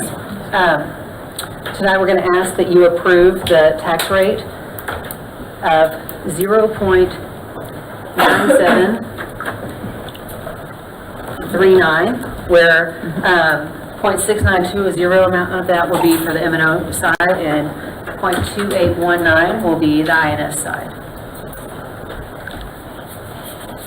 Are there any questions? Any questions? Good, right? None? We couldn't. Discussion? Okay, I'll make, go ahead, Dan. I'm going to be opposing this resolution, because this tax cut for the voters at this time, without change in our spending, is ephemeral in nature. If the board is committed to cutting the tax rate instead of maintaining it at the rate it was for the last 4 years, by not pursuing a vader, which ultimately, if passed, when taken together, would have resulted in less taxes for a taxpayer due to the property tax compression that will ultimately be passed this November, while locking in a permanent mechanism to award our employees with future raises to remain competitive in acquiring and maintaining talent, and ensuring we have and continue to have the myriad of quality programs for our students. If we are committed to this path of a reduced tax rate, then we need to seriously look now and not wait to cut expenditures that will bring down the deficit. Whether the budget comes in at the end of the fiscal year with a $9 million deficit or $1 million deficit, it is unsustainable. The longer we wait, the tougher decisions will have to be made to bring our expenditures in line with our revenue. While our fund balance may buy us time, we must not squander that time. Barring a hurricane before the end of the year, whether this board chooses to exercise the disaster rate next year, based on a tornado that never once crossed the boundary lines of our district, nor caused the cancellation of school for an extended period of time, remains to be seen. But unless significant cuts are made to bring the budget in line with the reduced revenue, the board will seriously have to consider raising the tax rate without voter approval or send the option to the voters in November 2024. So if we are committed to pursuing this option that is before this board now, to ensure that this tax cut is permanent and not ephemeral, we need to make the necessary cuts in expenditures to match the reduced revenue. And that's all I have to say, Mr. President. Thank you. I have a comment if that's the case. And it won't be as articulate as David. I agree with everything that David has said. But I think I've had several people reach out, and there's been some confusion because this is essentially our third time to vote on this. The first time it was 5-0 in favor. Second time we was split, and now we're going to vote on the actual rate. And I just wanted to say this, like, when you look at the numbers, and so what David's saying is too, that our current path is not sustainable. But when we started, I bring up the point, when we started talking about a bond, we had about $52 million in our general fund balance. Today, we just discussed, it's over $60 million. It's gone up in the last couple of years. We adopted, for the last couple of years, but this last year specifically, about a $6 million deficit budget. We talked about this evening that budget was in the positive. Not a lot, but it was, we adopted a $6 million budget, so Mr. Yondo made the point. This year, we're adopting a $9 million budget. We do not expect that will be the case. If we meet in the middle, $4.5 million, it still sucks. It's not sustainable, but we are not at the point, I want to make this very clear to these teachers, we are not at a point where we're going to start laying off teachers and the sky is falling.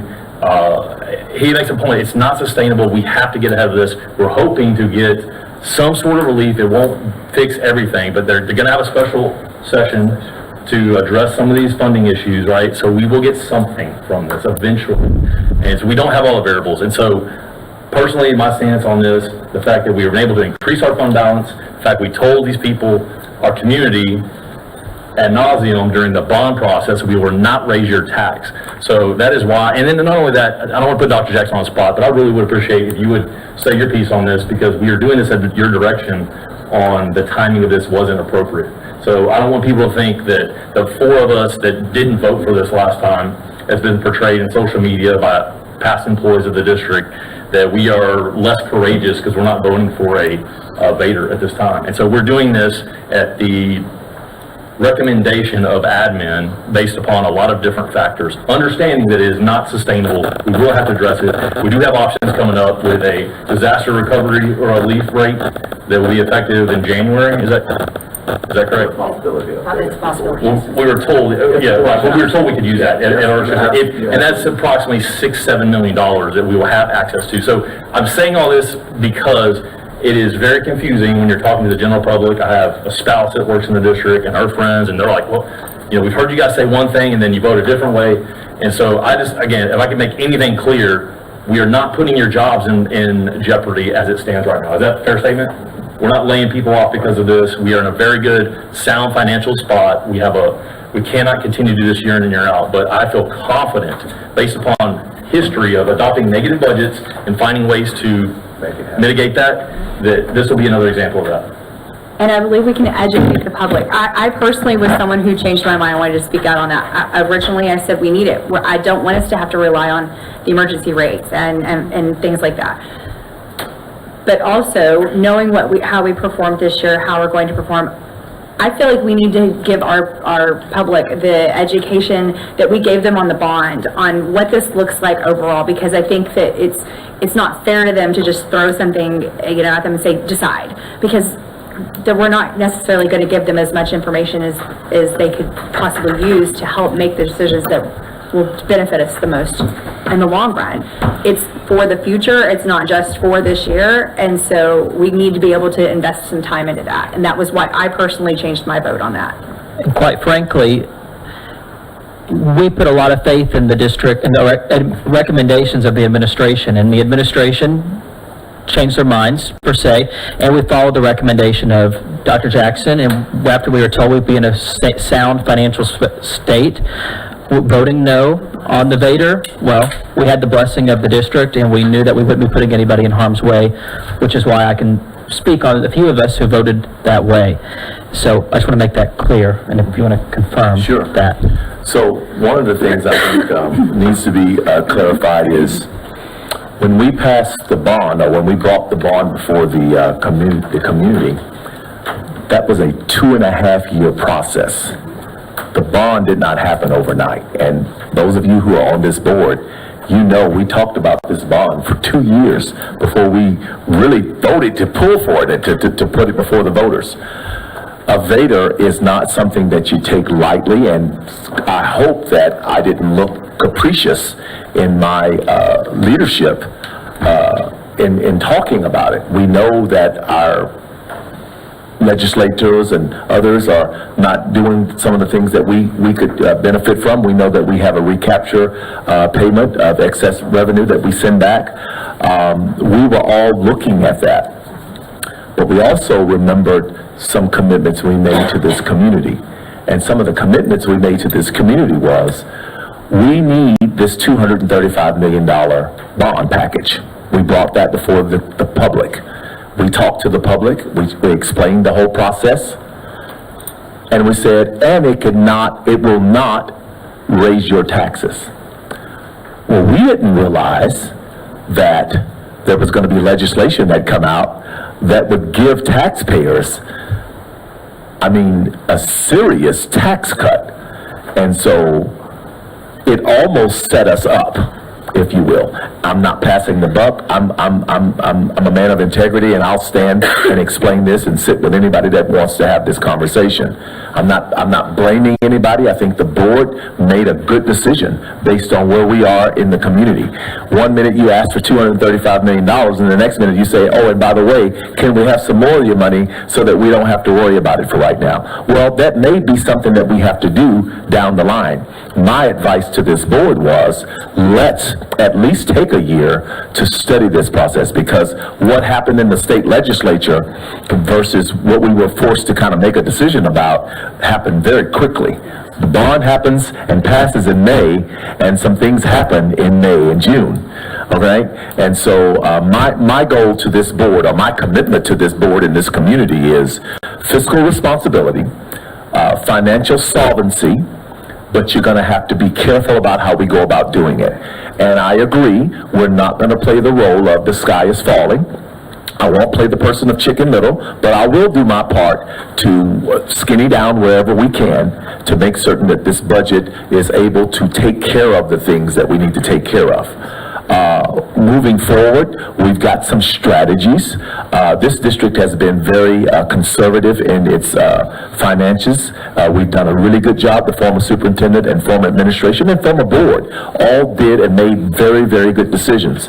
But as we know, what happened 4 or 5 years ago is not what we're dealing with today, Mr. President and board members. And so my suggestion is that we continue to work together to solve these problems and to seek out ways and strategies by which we can make the teaching and learning, which is what this is all about. We're going to get back to the classroom. All of the things that we're talking about today is all about those students that are learning and those teachers that are in front of them every day.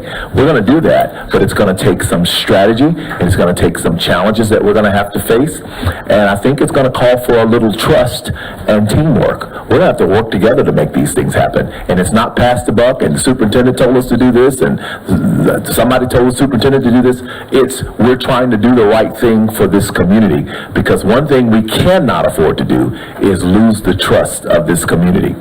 We brought this before you at the last meeting just for clarification, but we didn't have the set values. Right, we didn't have those certified values. And so the reason why we brought this whole vote before the board last month, because on the agenda we had the possibility of the board choosing to adopt, to call for a VADR or not. And so you had to do that in order to have the VADR on that. And so that's why we're having to do it again. The board chose to not call for the VADR, and I support that wholeheartedly.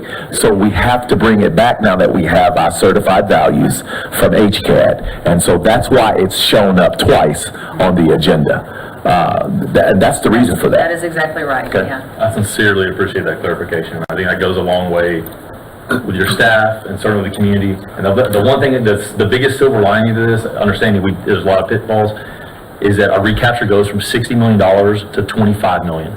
Right? That is true, but our tax revenue also decreases. It does, but at least we're not paying that. Yeah. That's cuts it in half, more than, right? And it cuts our tax revenue in half. And let me say, at some point, and I don't... I mean, I just wanted to be clear. Like, That's why we want to educate the public. That's why you educate the public and educate each other, right?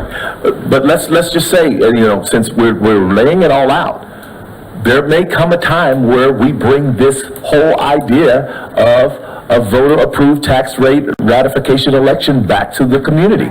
But in my honest professional opinion, and after seeking the advice of school leaders that have been superintendents for 30 years in the state, we believe we can survive to come and really measure this thing out 25 times and cut once, then cut and cut and cut and fail it and fail it and fail it. We want to keep the level of trust in this community that we have. We don't ever want this community to think that we are playing hokey pokey with the numbers. And so trust us and give us some time and strategy to work out how we get through this, because we will. You have my word on that. We're going to get through this. All right? I do have a question for you. You've looked at past statements in the last 4 years, okay, without changing our fund balance. All things being equal, expenditures staying the same, all that. If we were not on the disaster rate for the last 4 years, would we have gone at the end of those fiscal years a deficit? I mean, I would say no, because, I mean, that's tax revenue, that's 12 cents of tax revenue that we wouldn't have had to go, but also roughly 50% of that went to recapture. So, it's 6 cents of those, really, I mean, we got to keep, and then the other, we got to... So even without the golden pennies? Yeah. 50%, 48, 50% of whatever we get goes back to the state. And so that would continue to happen. Would it be lower? Yes, but it's really hard to go back because there's so many mitigating circumstances. You know, you do have ESSER funds, you do have all these different things that happened. But yes, of course, like if we didn't have 12 extra cents, we would not have the fund balance that we have right now. That's what I want to find out. Thank you. Okay, I have But I one. don't know how much lower it would be. I can't tell you that. Thank you. Okay, one clarification. There's a magic number that we're supposed to keep in our general fund. Yes. And what is that magic number and how many days does that represent? So it's 150 days is what is recommended by TEA because we are June 30th fiscal year. Right. So we don't get our Tax rolls. our tax rolls until Right. December, January timeframe. So we need to have enough cash on hand to last us until December timeframe. And what is that figure? It would be around about 48 million. So with a fund balance of 60, 48 of that is kind of earmarked as our 150, as far as the first report and TEA recommendations. Has that changed? Because I've had numerous meetings where they told us it's 90. Is that recently Well, changed? it's 90 days if you are a September 1st. If you're a start. September We budget. we have 2 more months that we have to add on to it because their fiscal year starts September 1st, so it's less months to get to December when they're getting all their tax revenue. Is there a reason we're in June? Well, most districts are in June, and it's really because it's so much better for everyone. You start the school year with a brand new budget. Versus if you have a September one, you're spinning out the old and then you're starting the new. And so many districts who, I'm not sure if LaPorte has always been a June 30th, but so the majority of districts are June 30th. Okay. When you guys, the company we hire for the audit every year, they came in the last, it was recently, right? Yes. They came in and told us, they gave the 90-day figure based on our district. And the years that I've been on the board, I'm fairly new, that they've always used that 90. So, to me, we haven't been above that $50 million threshold for very long, for the last couple of years maybe, right? Like, So that's the recommended. You need to have 90. Required and recommended, we prefer right? to have one, yeah. Right. 150, yeah. But it's required of the state to have 90. Yes, it is required, and then if you're below the 90, you're going to we're getting looked at. Thank you. Yeah, and especially on your first report, yes. So for us to have 150, so that when it gets to the time where we're getting more tax revenue, Yes. we still have 90 days in the bank. We do, yes. Okay. So what's the 90 amount in the fund balance? Well, if 150 would be, around 48.50, so 90 would be about 25. 25. Thank you for that Questions I can help you number. with on that? Thank you. Thank you. Any other questions? Now, Mr. Gilbert, just clarification, the Vader is a done issue. We've already voted on that. We've moved past that, correct? This is simply the adoption of this proposed rate. That's correct. That's right. Okay. What if this fails? Okay. Sorry, I mean, it's a reasonable Okay, question. I'll seek a motion. So moved. Melissa, need a second? Second. Second by Mr. Pettis. Call for the vote. Okay. 5-2. Thank you very much. You may stay up there because we're going to go to item B, excess local revenue or Robin Hood discussion.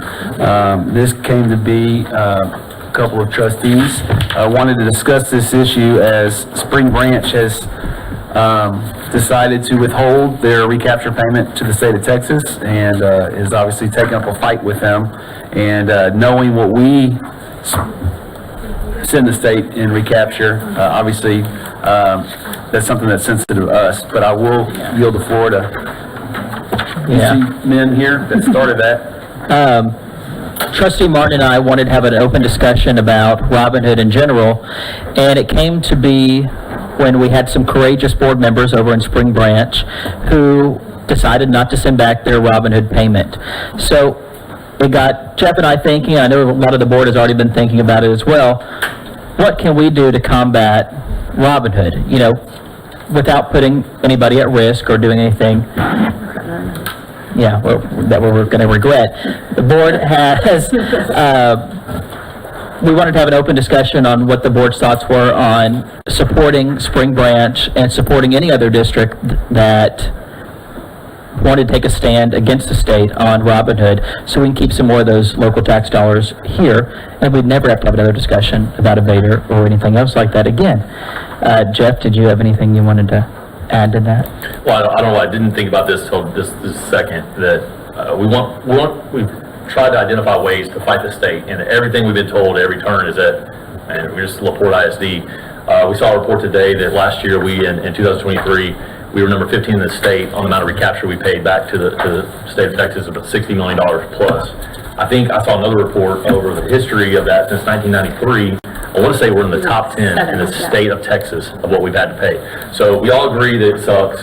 Everybody in ours is like, we grandstanded, we don't want to pay it. Well, the one thing we just did, and I didn't realize that, is adopting that rate tonight.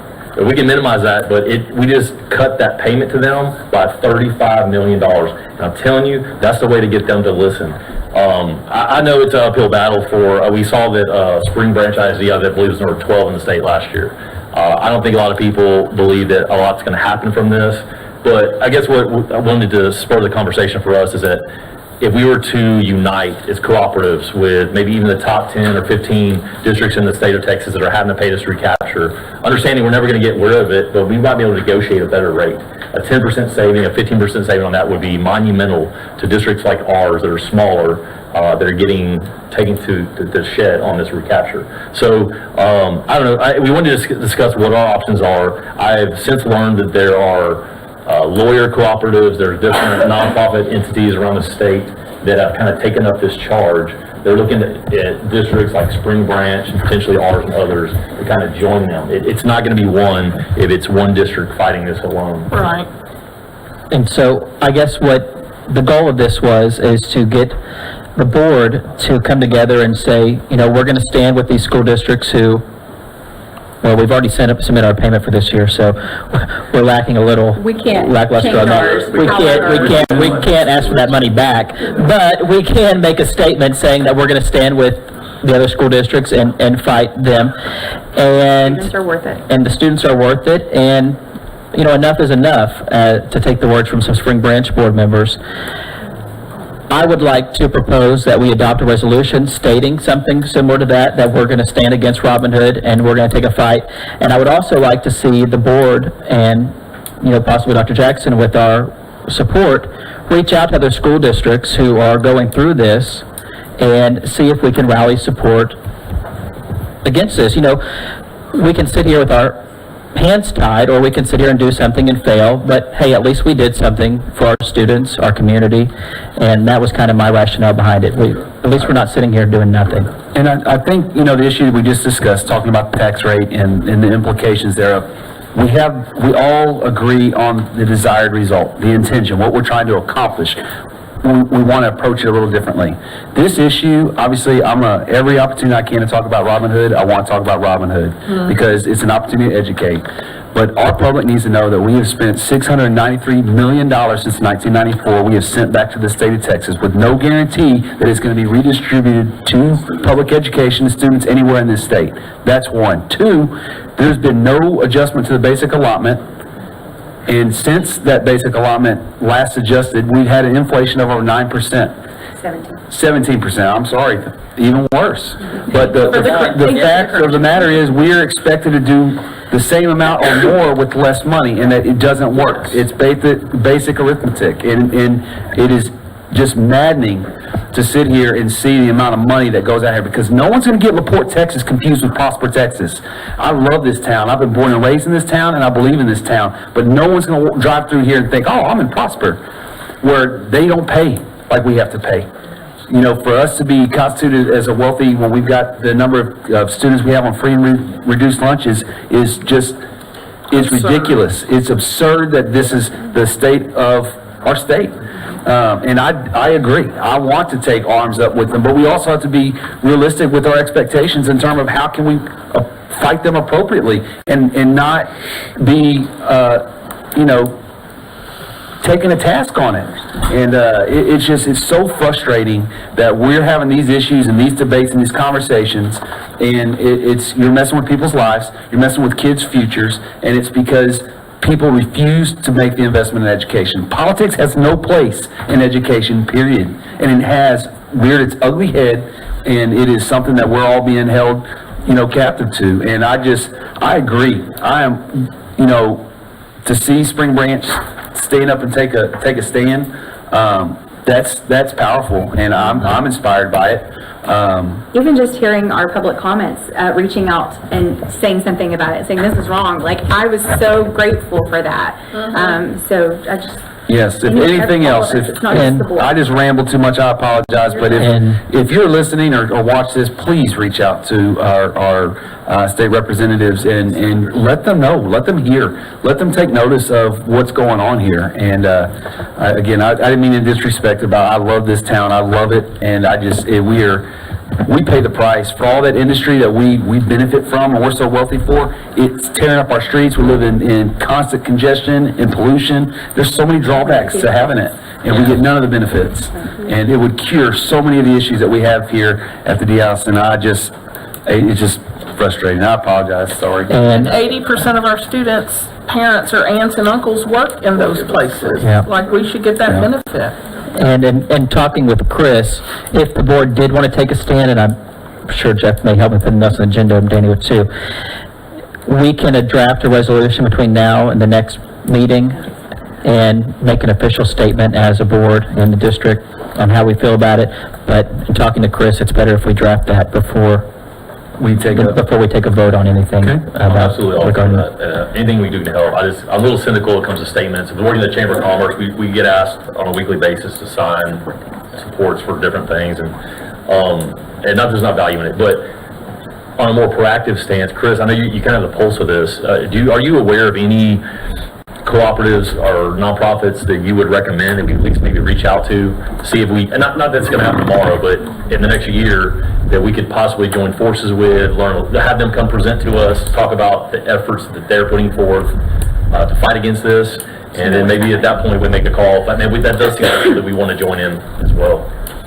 I'm not. You mentioning it is the first time I've heard that there may be lawyer co-ops or something out there.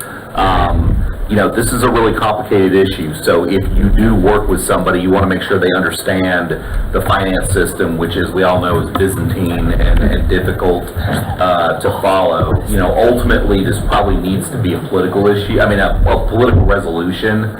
So, really there needs to be new legislation, which, whether anybody can get that passed would be difficult.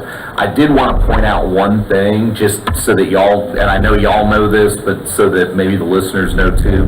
One thing that makes y'all different than Spring Branch is where your value is.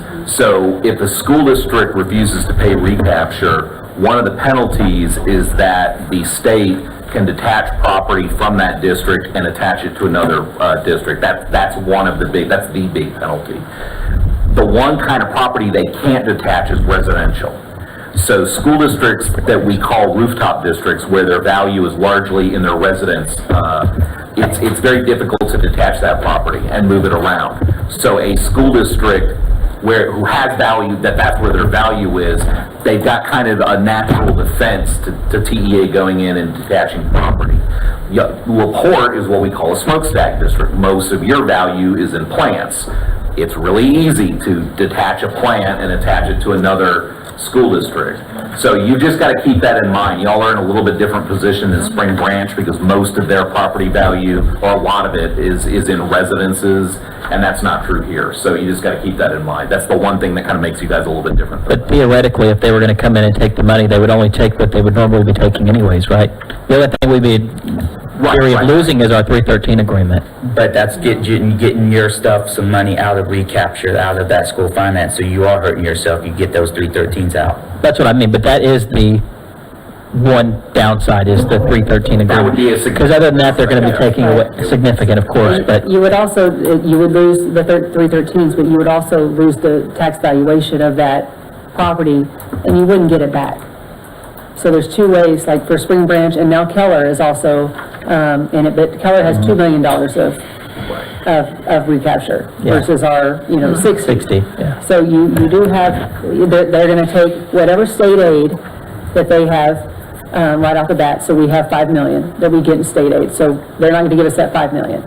And then they're gonna take the remainder of it in tax valuation of, so let's just take a plan over here and give it to Galena Park, or give it to Goose Creek, give it to one of us that is already, that our money is supposed to be going to anyway. And I don't want anybody to misconstrue what our goal was in putting this on is, I don't think anybody's going to take this issue lightly, especially if we vote on something, and if we do vote on a resolution, we're going to have more talks about what we're doing.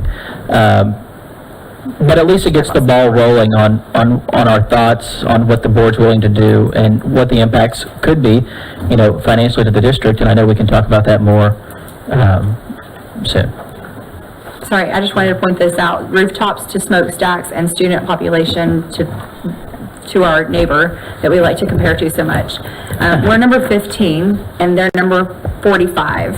And the difference is roughly $40 million. Is that nice? But it's also, But they're it's because twice of the as big. formula, their WADA is about It's 3 or twice. 4 times. It's twice as big as ours. I mean, it's, They have twice as many students. Right, that's what I'm saying. They're double our student population. Right. no, but their weighted average daily payment is twice what ours is. Because of the way their tax rate was set up when Robin Hood started back in the 90s, which we can't fix that. Right, can't change that. But when Deer Park is getting, I don't know the exact number, I'd have to look it up. 24,000 and we're getting 8 per student, that's a huge disparity. So, That's a mountain hard to climb. Any other questions, comments? There is an organization in Austin, and I can't, We've had, Remember the they've name emailed of us a that. couple times to the board. I'll have to find that email. David? yeah. I know for y'all, you're ready to probably head home tonight, and I'm gonna sound like a broken record, but, you've heard this before, but, the legislature has the best of both worlds. They have the cake and eat it too. They can cast school districts as the villains for collecting the property taxes, but then get the benefit of it to bestow upon what they wish to use it for. We think it goes to the poor school districts, and I'm sure some of it does, but it gets hidden in the weeds of the general fund of the legislature. You don't know the true accounting if all of it is going to where it's supposed to be going. I agree we need to stand in solidarity with Spring Branch.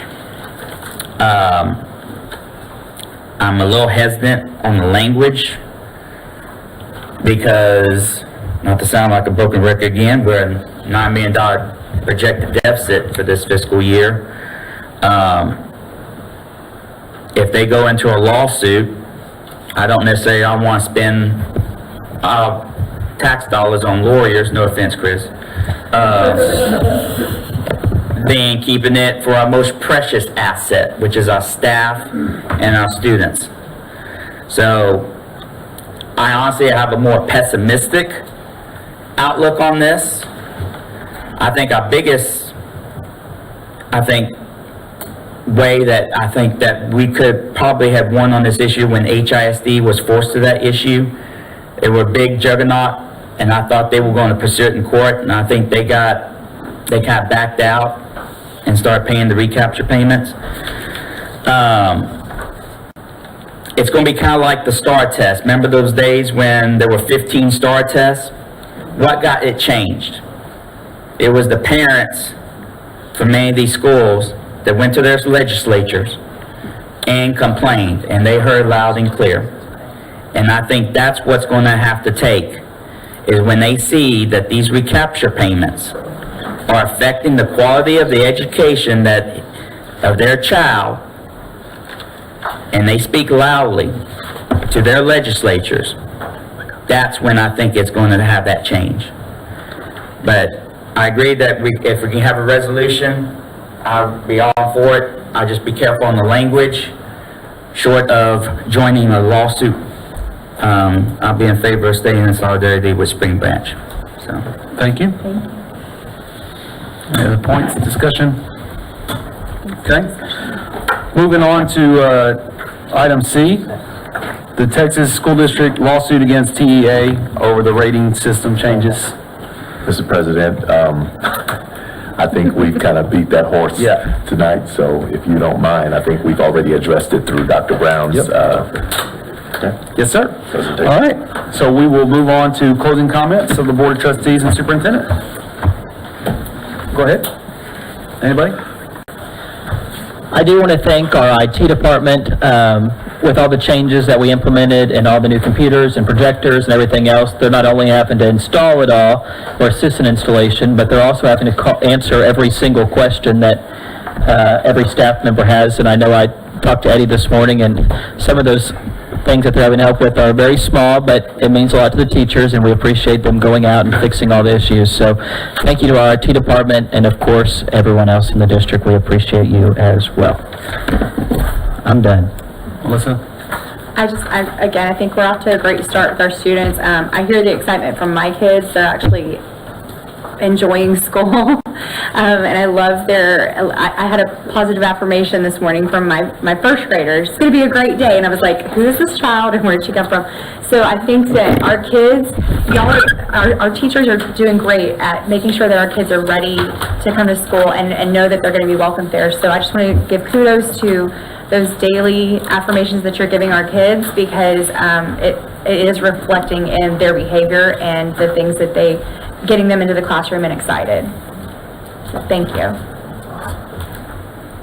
Y'all are awesome. Russell's tired. You guys? No, I'm good. Anything? Just thank y'all for a strong start of the school year.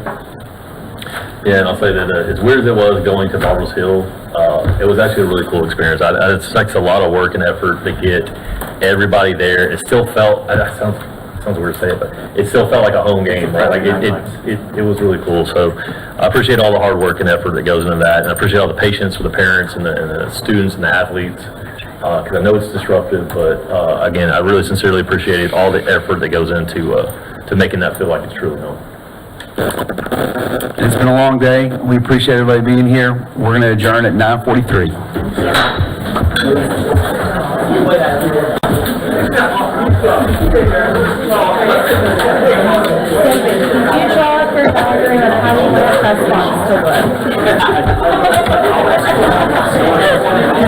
Like a